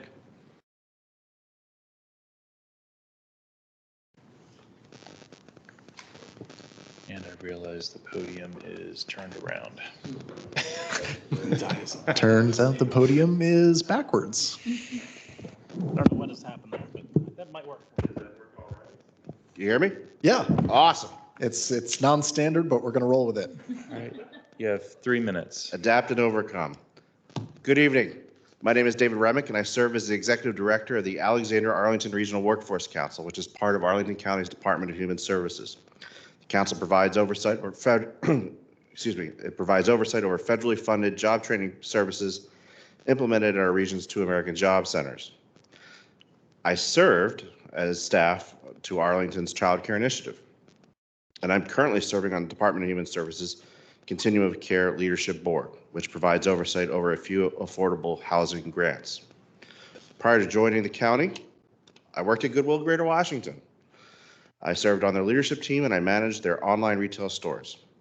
I appear in front of you all tonight as an Arlington County resident, and my comments tonight are my own. Being someone who knows a little bit about job training programs, affordable housing, accessible and affordable childcare, thrift store donation collection, and retail operations, I strongly support the proposal to rezone the Goodwill property located at 10 South Glebe Road. Rezoning this property is a huge opportunity for Arlington County.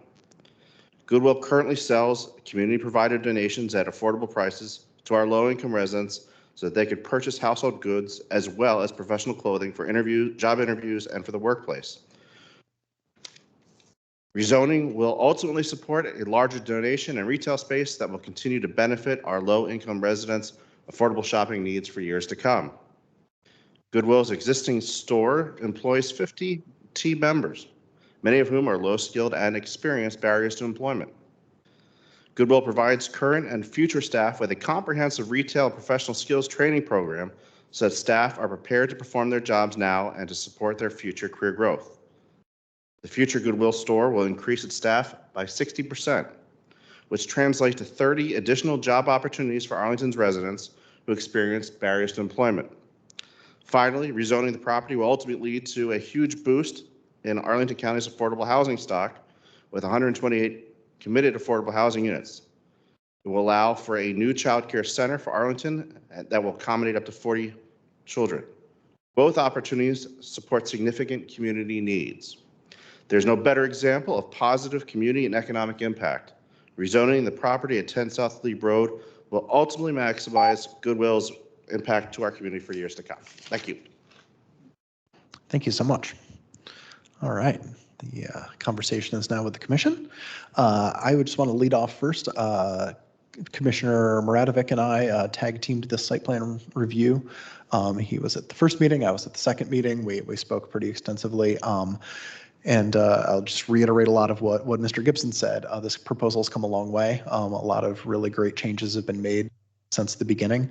I think the direct access off the trail to make sure that you can get to the child care center without traversing the automotive loop is great. The fact that it is actually providing a portion of Arlington Boulevard Trail and not the terrible 5-foot sidewalk that is there today, complete with tripping hazard parking stops and street trees that smack you in the face, is huge. And I really think we've made really great strides in deconflicting that front area as much as possible while respecting a lot of Goodwill's priorities as far as having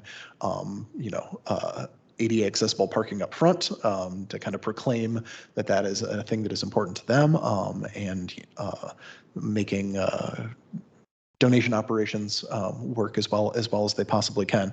One of the things I love about site plan review is not only do we come out with better projects, but I feel like we all learn really fun and important things about our neighbors and about everybody else here in Arlington County. I know more about Goodwill than I did 6 months ago, and that's amazing. And I just think it's great. They're a huge and important part of our community that does a huge amount of good, and it's neat to have this opportunity. As has been said multiple times, not your average project, not a thing we see all the time. 100% committed affordable, 2 nonprofits working together, seeing Goodwill, building kind of investing in a new facility in our community, and not something that was built in the 50s. Huge to see, and it's easy to forget just how pavement heavy and weirdly laid out the existing site is already. So some real huge benefits coming here as part of this. And I also just wanted to put out there a piece of history, because if I look at this design still at this point in a vacuum, I don't like it. But it doesn't exist in a vacuum. It exists in its context. And part of that context is that it only really has a road on one side of the site. And part of that context is that it abuts, Arlington Boulevard off-ramp and all of the VDOT bureaucracy and restrictions that come with that. And part of the context is that it's long and it's skinny and it's not sort of regularly shaped. And part of that context is that it's the busiest donation Goodwill center in the United States. And once you add all of that context in, you recognize that a lot of these design features that maybe we wouldn't want that way in a vacuum are just the way they have to be within the context of the site. And we had an experience on the commission several years ago. We had a proposal, a site plan that came in East Falls Church for a grocery store, which is something that the East Falls Church neighborhood has wanted for a very long time. But it was a very weirdly shaped site with a very strange context and very awkward access. And we did not like the design in a vacuum, and we did not think of the design fully within its context. And ultimately, the owner of that property said, what you're asking for is not workable, and so we're just not going to do it. And instead, they built a CubeSmart, which you can see there today.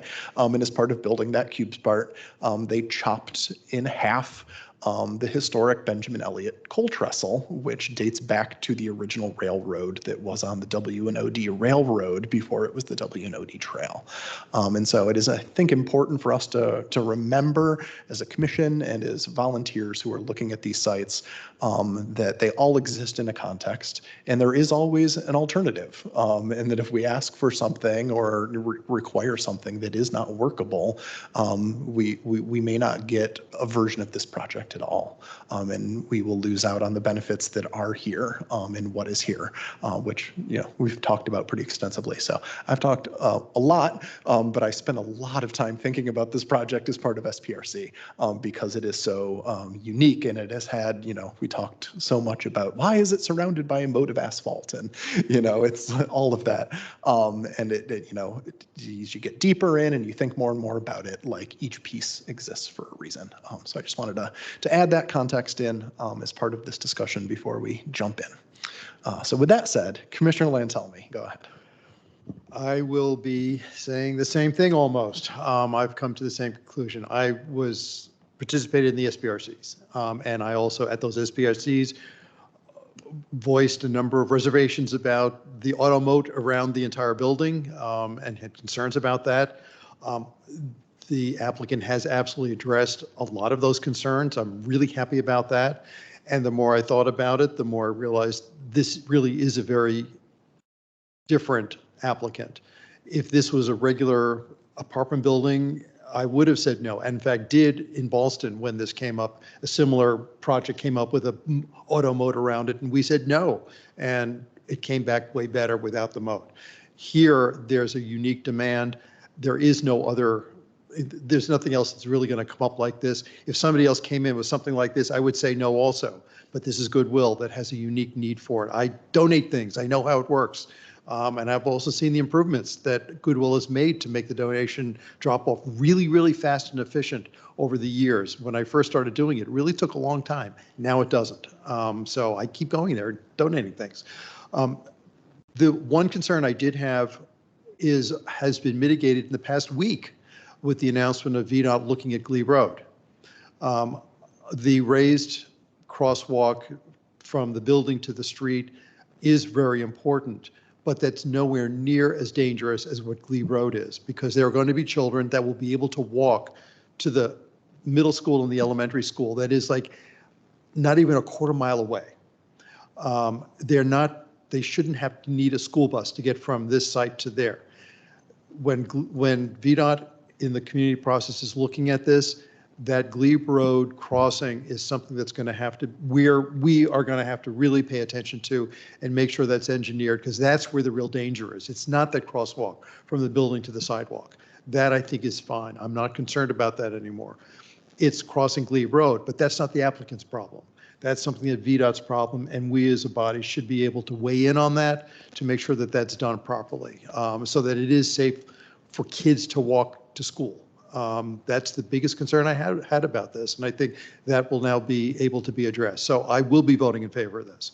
I've definitely come down to that. I see that this is a really vital member of our community that we really should make the effort to accommodate, because the good that they do more than outweighs the weirdnesses of this site that we otherwise, in any other context, would say, it isn't going to work. So, thank you. Fun fact, this site is not currently zoned to Fleet Elementary School, which is right across Glebe. It is actually zoned to Barcroft. But the middle school. But it is zoned to the middle, to TJ. But Commissioner Furman, go ahead. Yes, I'll open by saying thank you to all of you, and I want to compliment the project at large, and especially the evolution of what's happened with the plans in the past couple of months. Definitely very appreciative of the raised crosswalk plan for the front of the building, and also the presentation answered a huge number of questions that I had coming into tonight, but I was left with a couple that I'm hoping you all might be able to still answer. The first of which was, what's the expected slope of that pedestrian ramp that's at the back of the building? Because I know that we're talking about that being, at some level of elevation. Was just curious if there's any projection on that. Commissioner, I recognize Jeff Krebs with VICA to answer that. Good evening. There it is. Good evening. I'm Jeff Krebs with VICA. Are we talking about the sort of curvilinear ramp at the far northwest corner? Correct. Okay, yeah, that's below 8%, but it will still be a ramp, but below 8%, yes. Yeah, got it. Thank you so much. And then one of the presentations mentioned an estimated 23 spaces for vehicles queuing in the donation line. The other one was 17. Was just curious, both of those numbers. How does that compare to the current capacity? Because right now you can kind of wrap around the property essentially to get to the backside. So even with the double queuing, is that, I think you had mentioned it was roughly the same or similar to what it is currently. But I was curious where that matches up to the current state of things. Yeah, it's going to be slightly more storage than it is today. The problem with today is you don't have a defined, while it's striped, it's very tricky. Like, you'll get people that stop where they're not supposed to stop. So that impacts the available storage. Here we have a very defined location for the drop off. So you have to proceed all the way into the site, not get right next to the tent, stop your car, and then that causes a ripple effect. So while they're close to the same in stacking distance, we will have a very much more defined. And if I also may say too, right now, currently, you have vehicles that are parking and competing for that drive aisle. And so there are all sorts of conflicts that cause the backups. Yeah. So it is going to be defined. And then within one of the remarkable things about the design is that once you're in the donation area, there will be capacity for 4 cars to be simultaneously unloaded, and each of those takes about 46 seconds or so. Mm-hmm. So it's going to be far more efficient than what's there today. Great. Thank you. Commissioner Terry. Just wanted to echo some of the concerns about the Glebe Road, and certainly I think it warrants a traffic control device of some type there with appropriate pedestrian protection for children going to and from that school. And just even if they're not at that school, that's great community center, the fair is there. I mean, there's lots of reasons why people would cross over Glebe Road with young children. So for sure, need to be paying attention to that as that opportunity comes about too. I would encourage all of the commissioners to comment on VDOT's STARS study, which is open for public feedback right now, and which currently proposes no improvements to that crosswalk, which is a crosswalk and is controlled by a stoplight, but desperately needs a no turn on red or an LPI or both. Well, even the one to turn where the turn would be into the new facility, there's no light there, nothing there. Yeah. That's very close to the existing signal. All right, Commissioner Ludlow. Yeah, can you tell me a little bit more about the commercial vehicle deliveries? with this volume of donations, I'm curious to know how many trucks, single unit, semi-trailer combination units you would have at the site. I noticed that there's an intent to have those be overnight deliveries as well, and was wondering whether you had appropriate staffing to do that. Thank you. Yep. Thank you for your question. And again, I'm Dawn with Goodwill of Greater Washington. In our current environment, we call it swap trailers about 3 to 4 times a week. We expect that over time to grow. We do expect that to grow. The uniqueness about this is doing it overnight allows us to provide the safety and control it in an environment where we won't cross paths with donors and so on and so forth. So we don't have that particular issue. This is a site, and typically when we would swap trailers in this fashion, we understand that this would have a 2-person capacity in each swap. So there's not a driver by him or herself, maybe a female driver one day. Today we don't have that as a CDL. But certainly having what we call a driver's helper, that person would need to exit the vehicle and then provide them guidance to back in safely. We're really good at that when we have a process and a system. I anticipate that the time to make those swaps as well, each turn to decrease over the first 90 days or so. Fantastic. So this is your own private fleet? Currently, we use our own private fleet and sometimes a third party. This is a location where we bring it in-house just to make sure we can control that. Okay, but it's only 3 to 4 swaps a week, so you just have to bring the bobtail in and then Correct. swap. So what happens currently is we drop an empty, we pull a full. And it would be the same here, except we'd actually have dock bays. So we drop it, we'd pull it, and we get out of the way. But again, doing it off hours really allows us to control the environment a lot better. Thank you. But Commissioner, if I also may say too, as Ms. Holland mentioned, we are going to be doubling the size of the processing center area. It's a much more efficient layout. So while it's 3 to 4 today, it will grow. So I don't know if we know what that number is, but it will grow. I think the main concern is, usually there's good intention in many cities to move logistical activities to the night.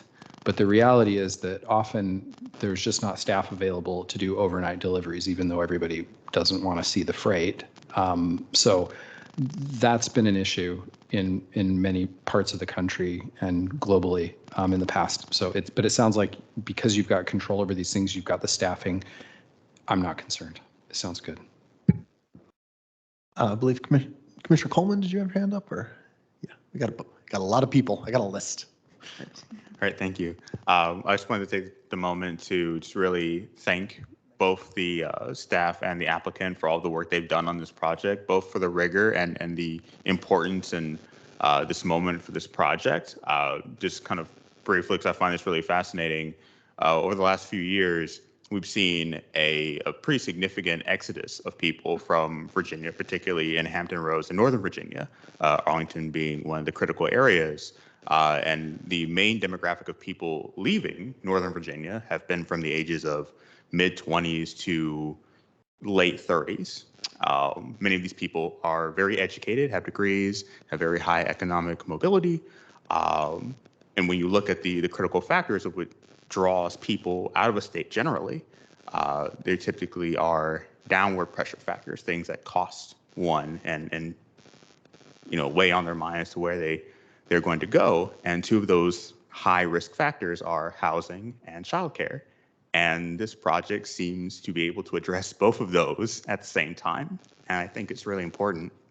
We're able to have a program in this moment, as has been said already this night multiple times, that is unique, right? This applicant and their project is unique, and I think it meets a need that we've heard echo throughout the county as well as the Commonwealth, and I really appreciate you for the work you're doing to address this. Thank you. Commissioner Hussain. Nice. Oh, okay. This is on. Yeah. Just want to echo that. I think that's just. I think it's. I'm really happy that there's a commitment to affordable housing. I generally have hesitations about when jurisdictions in Northern Virginia talk about affordable housing, and to me, it's affordable housing. So I really appreciate that commitment here. I think that's fantastic. But I did have a question about the pedestrian access to the childcare. So I can see the access from the back, but then if someone is coming from the front, from that front crosswalk, and then they want to get to the childcare facility, what does that pathway look like? Yeah, so the main path of access will be from the trail. Okay. We're really trying to avoid people walking through the site Yeah. due to the the auto nature of the use. Predominantly speaking, a majority of the people are going to be dropping their child off in a vehicle. Obviously, there are people that may live close by that will need to walk, but the direct access point will be from the trail. And there is a secondary residential entrance in the building adjacent to the childcare site. So if you live in the building, you can just walk downstairs and it's right there. Nice. That makes a lot of sense. And I think that's where the expansion to the trail is so great, because that, like, you would see just an increase of like foot traffic. And I think that's really great. I think my other question was, I guess this is not exactly pertaining to transportation. It's more on the housing part, but I figured, I'm guessing it'll be addressed at Housing Commission, but I figured I'd ask it now. How does the county determine how many affordable units are in a given building? What is because I understand like the percentage part, like it's 60% of average median income, what have you, but the actual number of units, how does the county determine that number?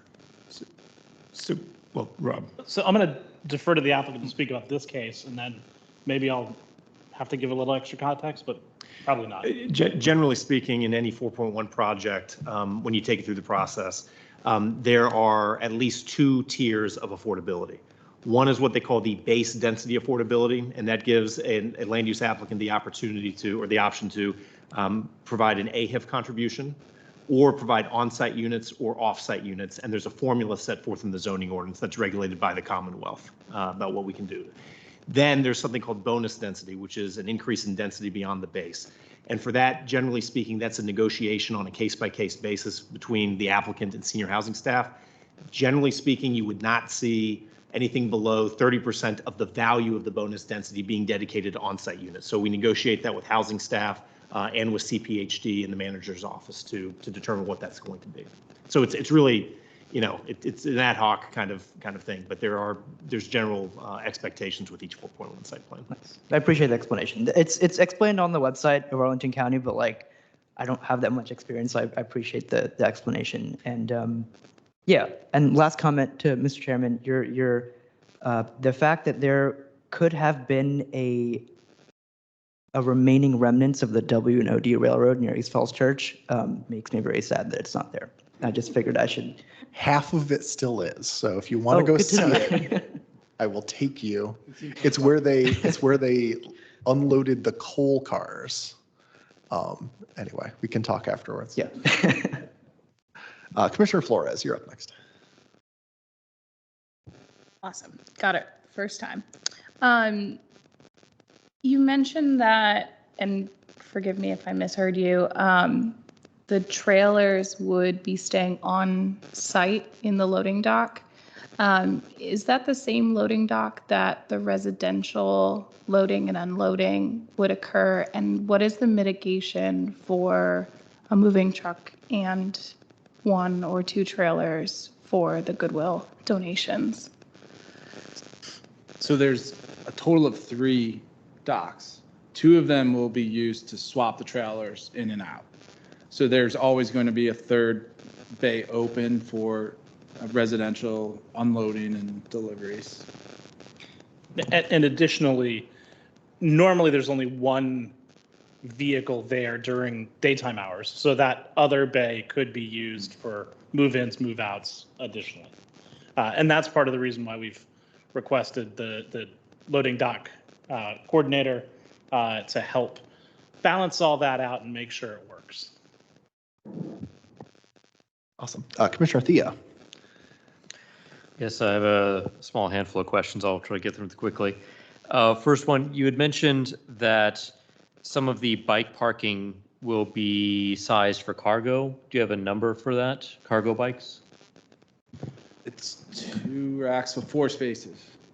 So about 4 spaces would be sized for cargo? Correct. And that's in the visitor category. Our class 3 standards have requirements that also support cargo bikes within the residential. Okay. Yeah, sorry, I was talking about, it was referring to the Goodwill site, yep. And would the tractor trailers be making left-hand turns out of the Goodwill site onto northbound Glebe, or is that more of a VDOT, strictly VDOT question? That is going to be the main access in and out of the site. Just due to the median that exists on Glebe Road, they will need to make that right or left-hand turn out. If you look at the median, you can see that the median is kind of tapered to allow for those movements. So the predominant movement is going to be from the south, making a left in and then a left out across.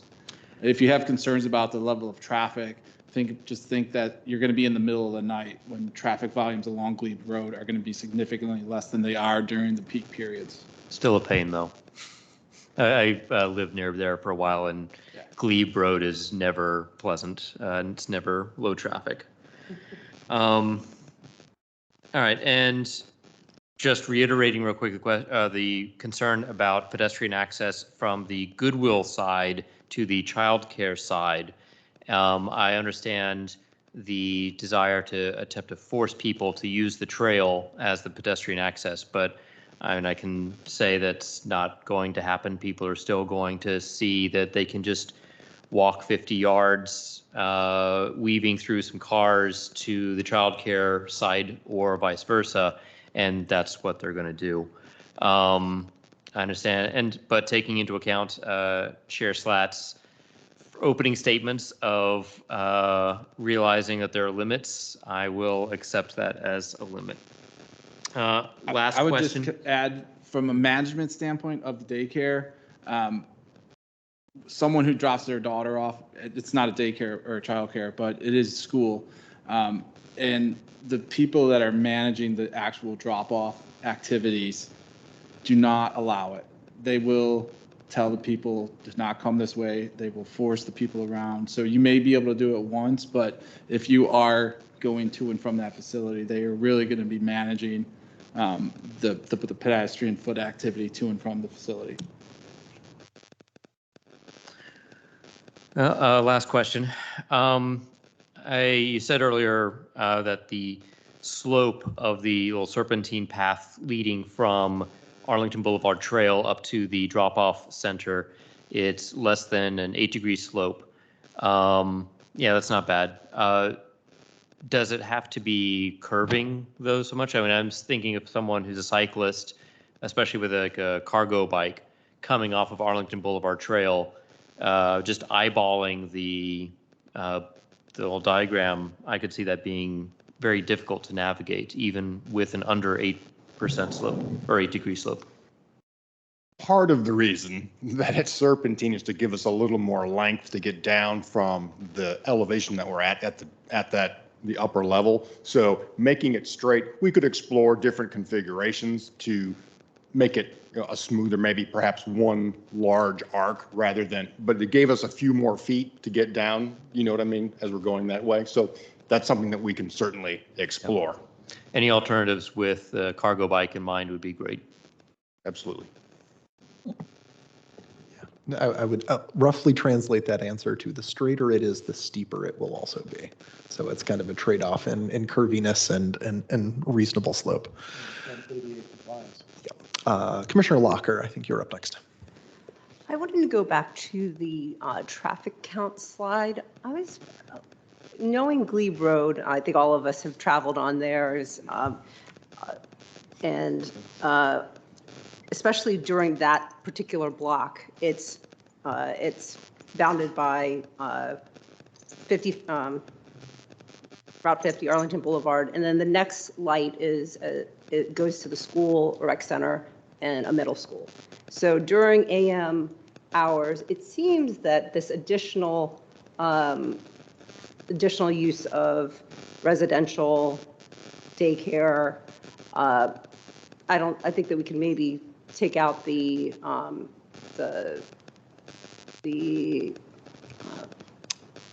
loading and unloading for Goodwill, but just minus that, just the residential and the daycare.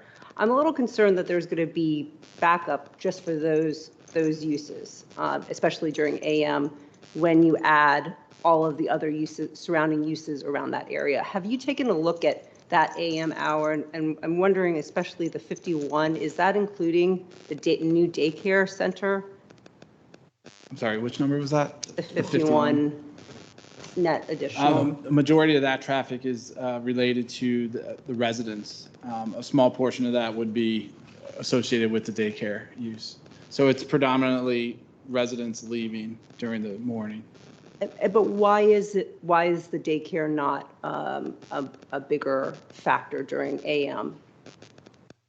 So it is a factor, but in coordination with staff, when we started looking at the use itself and having residents living on site, we believe that there's going to be a significant reduction in the trips associated with the child care facility, because we believe that most of them could potentially live in the building. I think reading the board report, I didn't see that the child care facility, although it was mentioned in the presentation that it would be an affordable child care facility. Is that the intention?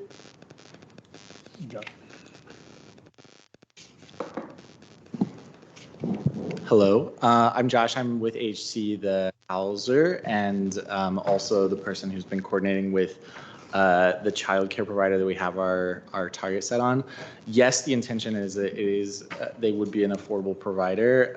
We have interest. We've shown all of our plans and sort of talked about timelines and all that. I would also say that even with sort of nonprofit childcare providers, HC has had a lot of experience exchanging sort of basically no rent for subsidy spaces for our own residents. And if our, I guess, ideal target provider wasn't the ultimate provider that goes through the certification process with us, that would be another tool we have to ensure that folks who live in our community have access to the center as well. And it will be a relatively modest size, 30 to 40 children is what's expected.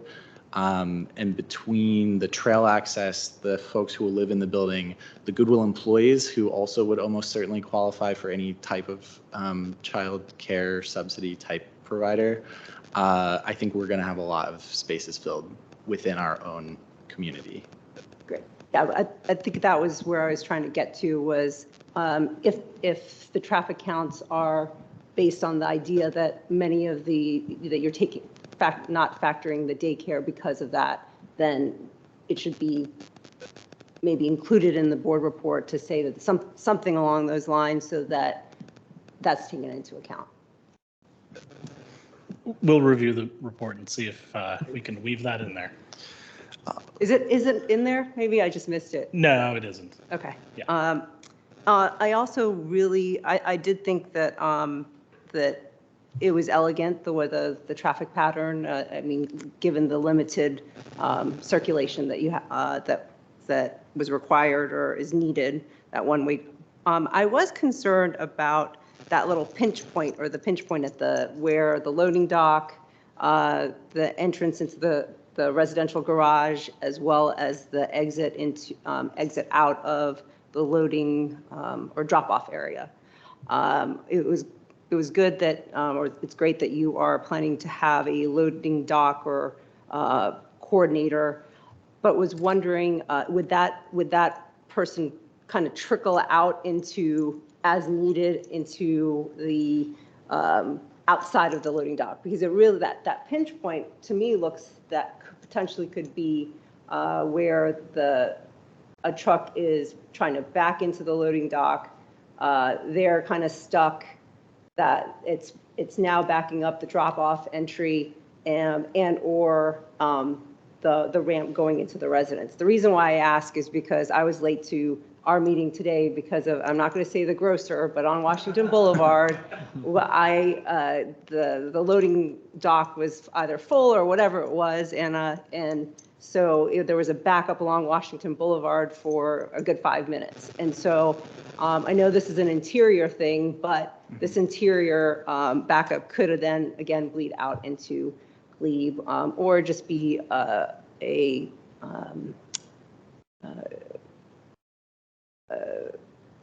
safety issue, just a safety issue within the site. So just wanted to get a better understanding of how that area will be managed. Yeah, it's definitely an area that we're thinking about thoroughly and have been thinking about. Part of having a loading dock manager or loading dock management plan will help us schedule the deliveries so that we don't have 3 deliveries showing up at the exact same time or 3 residential move-ins happening at the exact same time. So in that sense, we're hoping that we can manage and spread out the deliveries so that they don't conflict with one another. And if in the event that there is a truck moving, we're hoping that the signage and the controls will help make the people wait. And we do have stacking up the exit loop road for, I would say, 5 to 7 vehicles at least. So there is some capacity exiting to manage that queue.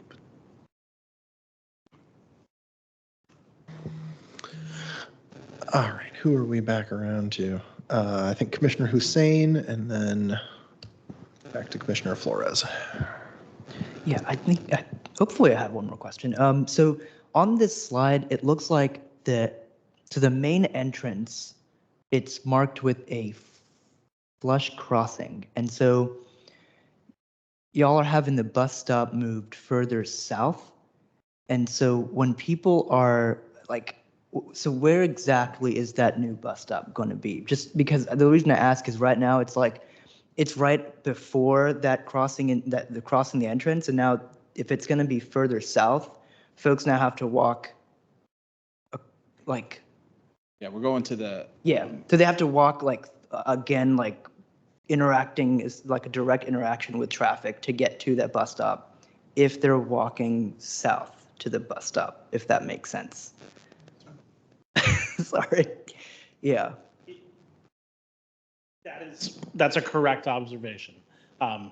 Based on VDOT's analysis of safety, they feel that it presents a better safety option to move it into this location for all traveling public, whether it be motorists or pedestrians. Yeah. Okay, that was, yeah. I was.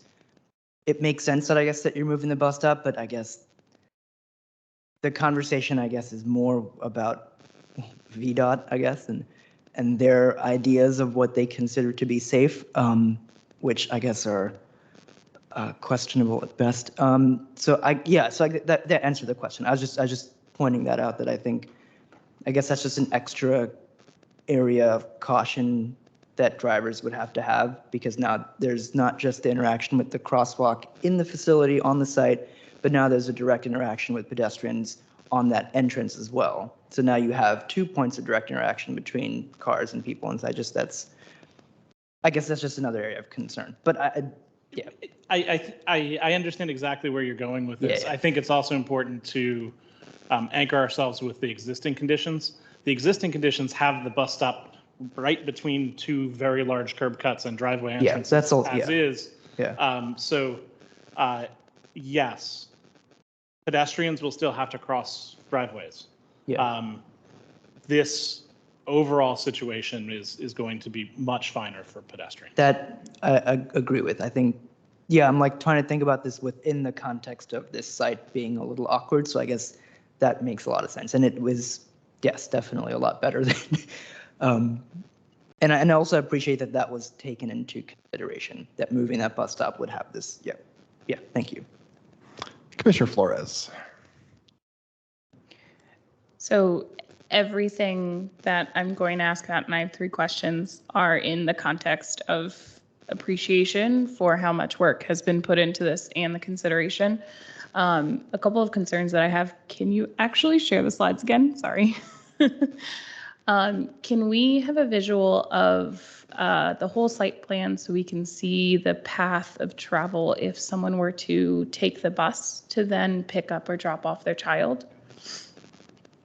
One of my main concerns is the path of travel is, and I know we've spoken about this a bit, the path of travel is to go all the way towards the ramp on the trail, all the way to the very end of the site, and then up and through. And I understand the push and pull between having an ADA compliant, understanding the landscape, but going back to one of the concerns that Commissioner Theo had, I didn't see any signage to ward against pedestrian flow on the path for the drop-off on the north side of the building, on the path for the vehicular traffic on the north side of the building. And one of the mentions was that the daycare worker will mitigate that, but how would the daycare worker see the individuals coming and know that it is different than them just coming up the walk path? So we've talked about this, and there are some other staff comments that they are working on that I did want to present. One, we've asked the applicant to look at adding a set of stairs so that if you are not using the ramp, you don't have to go all the way to the end of the ramp and then back again. That's one very minor element. Additionally, I think that you're right. This site has its challenges as far as particularly, let's say the bus stop. There, I could easily see somebody maybe deciding that it's a good idea to just, I'll say, bushwhack through the drive aisles and into the back and go headlong up steep ramps and into the childcare space. That, unfortunately, even though we've tried our best to give them adequate facilities everywhere else, it's much like many things, we can only do so much. But we are looking at adding signage either at the crosswalk area to indicate that, hey, if you're going to the daycare, it's up Glebe Road and then down the ramp. Conversely, if you're coming down Glebe Road, don't continue down. Make a turn onto the ramp. I mean, hopefully, this is actually something that one of the benefits in some ways is that we're actually putting some use on this ramp and some eyes and activity on the ramp so that pedestrians are seen and felt ultimately. So I hope that answered your question. It does. So in addition to signage, will there be lighting so that, let's say, a lone pedestrian decides to take the ramp, there is adequate lighting that a vehicle, without using their headlights, if it's dusk, we all know how that is able to see them? And to make that more succinct, applicant, is there going to be wall pack lighting on the south side of the building likely? Presumably there will. We haven't designed it yet, but there will likely be, in addition to the VDOT overhead lights along the ramp, there will likely be pedestrian lights as well, help just marker lighting. But I think she means like on the south side of the building, if someone was to go rogue. Yeah, go rogue. I would say yes, because it is going to be the child care side and secondary residential entrance will be open 24/7, and there will always be that pass through. So it would behoove us to have that side of the building lit. Okay. Final question. I'm not sure if this is a VDOT ask, but appreciate the walking path that is raised in on the property. But getting from the new bus stop over, will there be markings to prioritize pedestrian access? In the exit area. Yes, right there where that mouse is. So the sidewalk will be flush with the driveway, but any vehicle entering the site would have an apron. So we are prioritizing the pedestrians in that aspect. Okay. That's all. Commissioner Terry. I think I may have missed some things the first time around, so just want to double check. So you are saying that, excuse me, if somebody's going to the daycare, you expect them to stay on the sidewalk that goes around along Glebe Road and then make that left on the trail to go back to the daycare? Correct. Okay.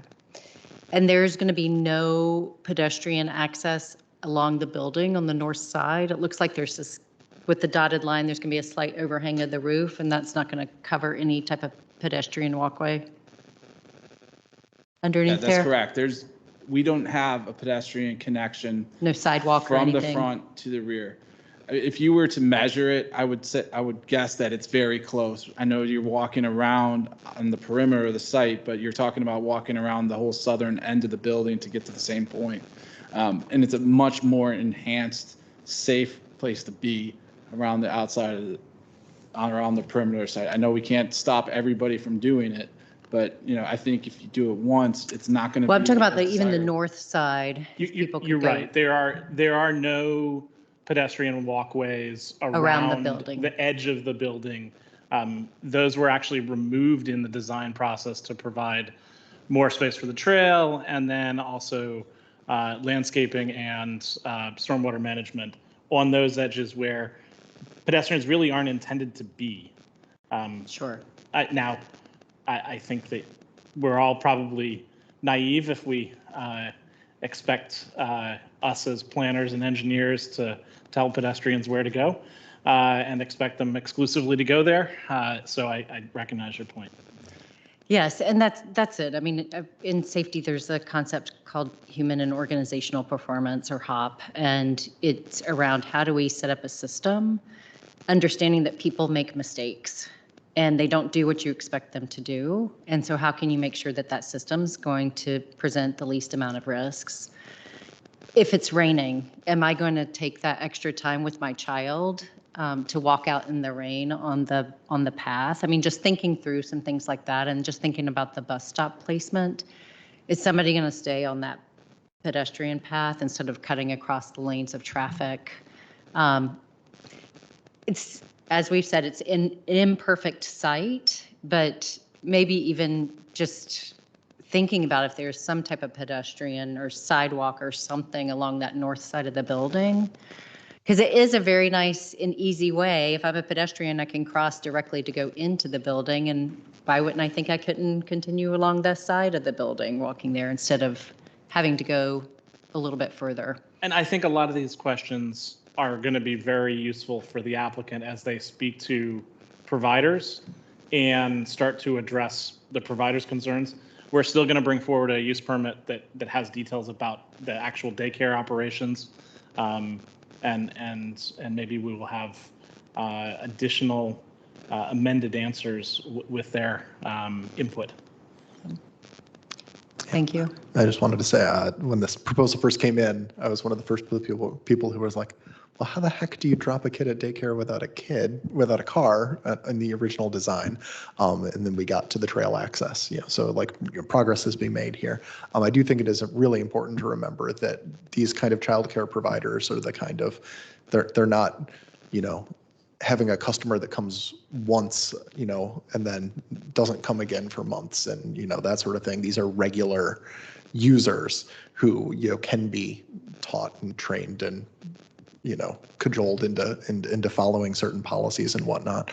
And I do think, especially if these stairs can be accommodated, that's a very helpful thing to make sure that it's not a particularly circuitous route, though certainly not perfect or ideal, as we've talked about numerous times. Commissioner Furman. Yeah, just a follow-up question on what we're talking about. Rather than it being external pedestrian access, it sounds like there's already a plan in place to have residents be able to access the daycare facility from within the building.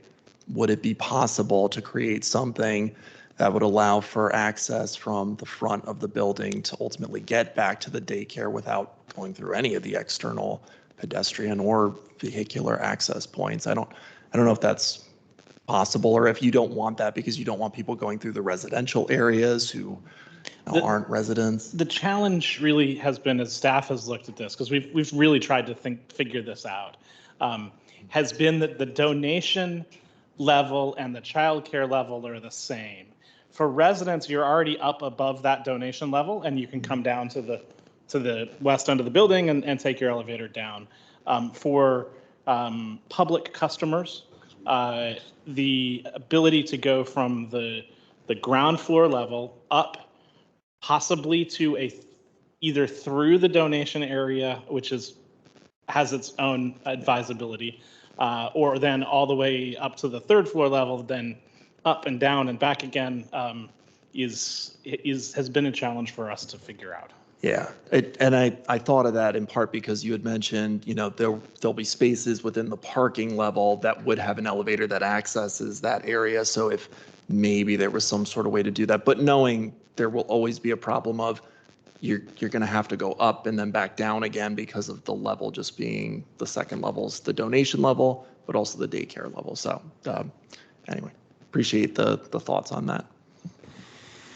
All right, back to Commissioner Flores. Sorry to harp on this. I know we're coming in after months of communication between you guys that frankly we just haven't been a part of, so we have to continue asking questions. If I were to, I have a child. She's great. She's really cool. I also have one car, and my husband works way far away in Chantilly. It's a whole long story. I walk to pick up my child, but in the warmer days I bike. And if someone were to pick up their child via bike, would they be able to access the north ramp, or is it strictly going to be vehicular? So if you were coming on a bike, we would suggest that you use the Arlington Boulevard Trail that we are improving and providing this ramp directly to the front door of the daycare. That would be your path of travel on a bike. Though I don't think anybody would stop a cyclist from, if there is no substantive queue, I think the cyclist would quickly learn not to get behind a car on an uphill grade trying to get to their final destination.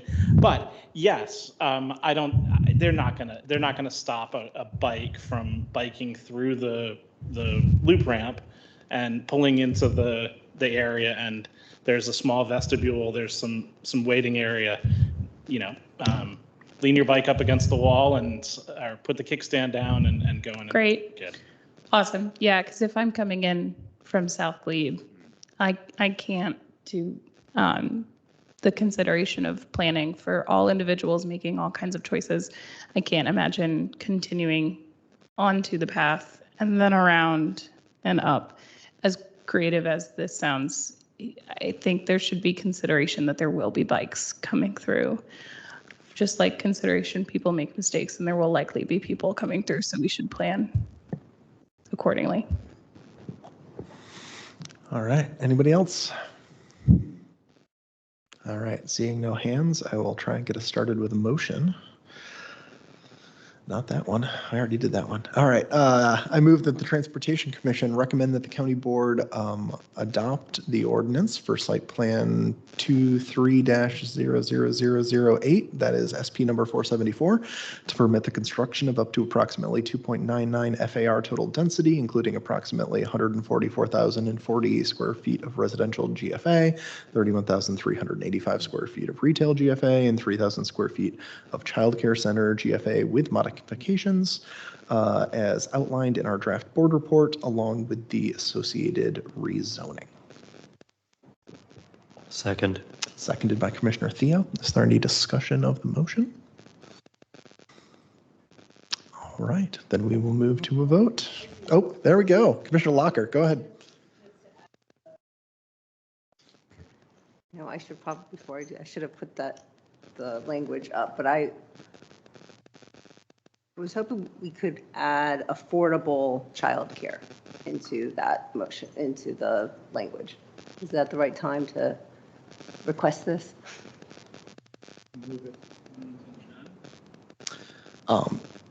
So there could be a motion to amend. That is language straight out of the county board report, though. Is there, what are we trying to achieve? So, kind of twofold. One, that language is the assumption of the traffic analysis was that there would be the provider would have clients who would be within the facility. And having that be an affordable provider would make that more plausible.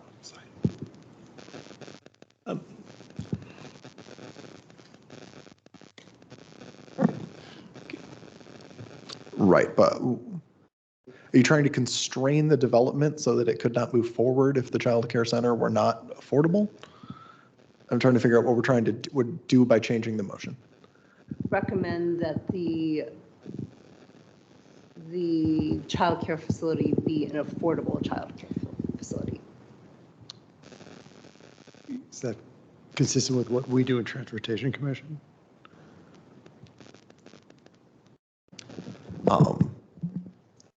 Isn't it inherently related if the traffic data takes into account affordability of childcare? Why don't you bring in the lawyer? No, it's not the lawyer. It's I guess it is the lawyer, but I mean we can talk about it. We assumed it's mode split's not the right one, but we attributed some because there were going to be people living in the building. It's not that the child care center itself would be affordable or there would be income limits on those who could access it. It's that we assumed that a certain percentage of the residents of this building would be actually using the child care. So it's not an affordable daycare facility.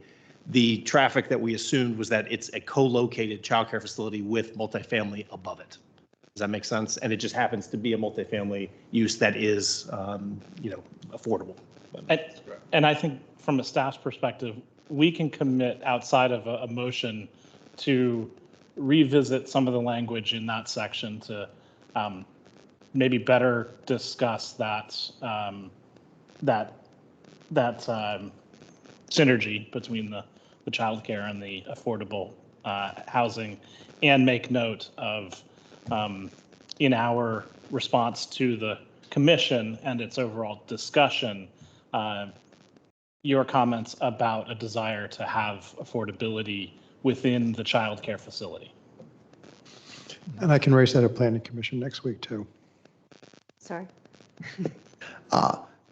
Often these sort of things that we've had a discussion about, if they don't raise to the level of being necessary to be in the motion from like a legal perspective, we instead just agree to include a discussion of them in the letter to the board.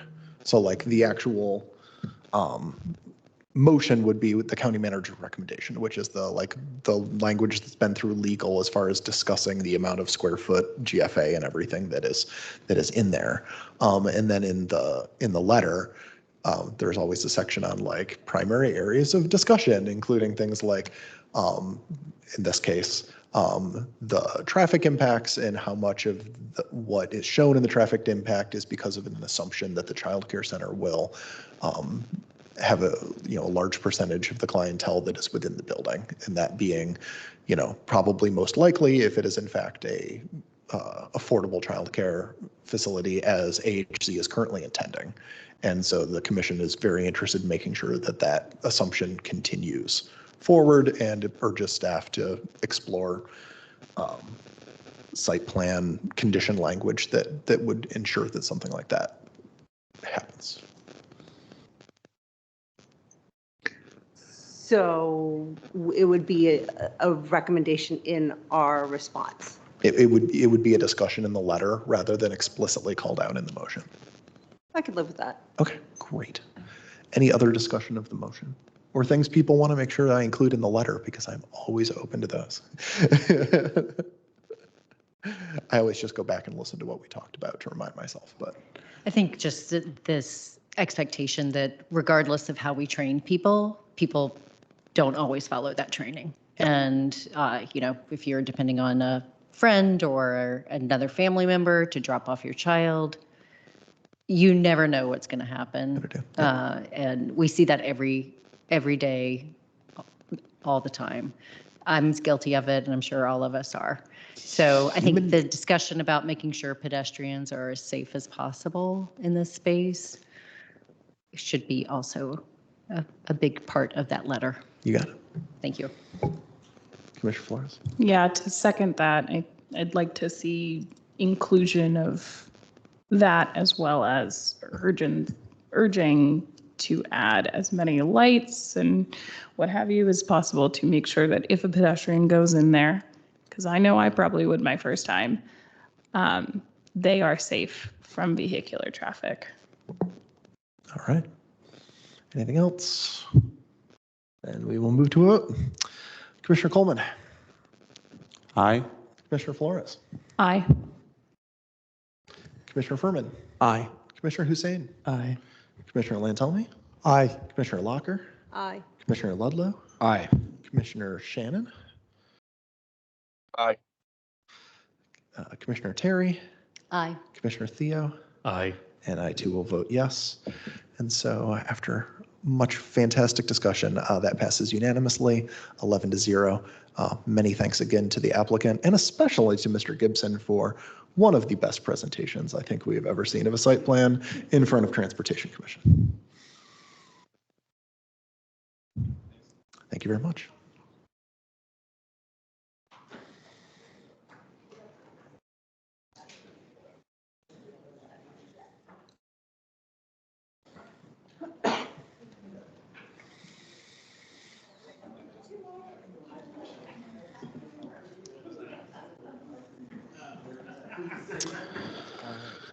So, Mr. Shelton, just any other commission business not on the agenda? Yes, we do have other business on the agenda. Just passing along a reminder from Ari Smith. Financial disclosures are overdue at this point. For any outstanding, please complete those, fill them in, and return them back to the county ASAP. If you don't get them in, I can't let you vote anymore. So please get your financial disclosures in. Our next meeting is later this month, I believe. February 29th. February 29th, Leap Day, party time. That is technically our March meeting. Sometimes they get backed up a bit in order to make sure we're ahead of Planning Commission. I think we have at this point,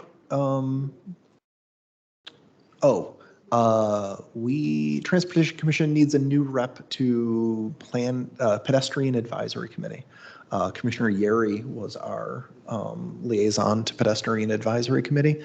And the past chair of PAC is bugging me that TC doesn't have a rep anymore. So if that's something you're interested in, it's a bunch of really great people at PAC. Really, really great people. It's just one more meeting a month. It's much shorter than ours. It's like usually an hour and a half. And if you like digging into the weeds on pedestrian issues, they're able to get much lower than we do on what they're talking about. They've had some great discussions about lately about pedestrian detours during construction and safe accommodations during construction and how the county manages that, making improvements to the reported problem for when like a sidewalk is blocked by construction or somebody's not clearing snow or all that sort of stuff. So they do some great work. So if that's something you're interested in, you don't have to tell me right now, you're welcome to. You can also shoot me an email. Would love to have that. I think we have liaisons to all of the other commissions, committees, development projects, land use studies. There is a lot going on right now. But keep your eyes out as new ones come in. I will shoot out an email looking for those. And then Commissioner Theo, did you have I'll do something? it. Okay. Meg Flores for PAC. Awesome.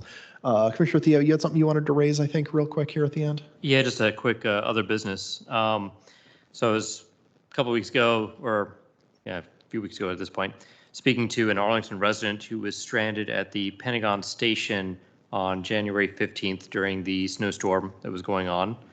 And because the 16 Pike Ride buses had stopped running by 10 p.m. that day because of the snow. Because apparently Columbia Pike had not been properly treated and was not being properly plowed, so they shut down the buses on the Pike. There apparently wasn't any communication of the abrupt bus shutdowns at the Pentagon station, and the resident waited for almost half an hour before finally getting an Uber, sharing it with another woman from Bolivia who was in the same situation, needing to get out to the Pike. And I assume it's county DES that manages snow treatment and removal on the Pike and not VDOT, correct? Since that's the case, not properly treating a major bus route that serves tens of thousands of residents in Arlington and beyond out in Fairfax County is unacceptable.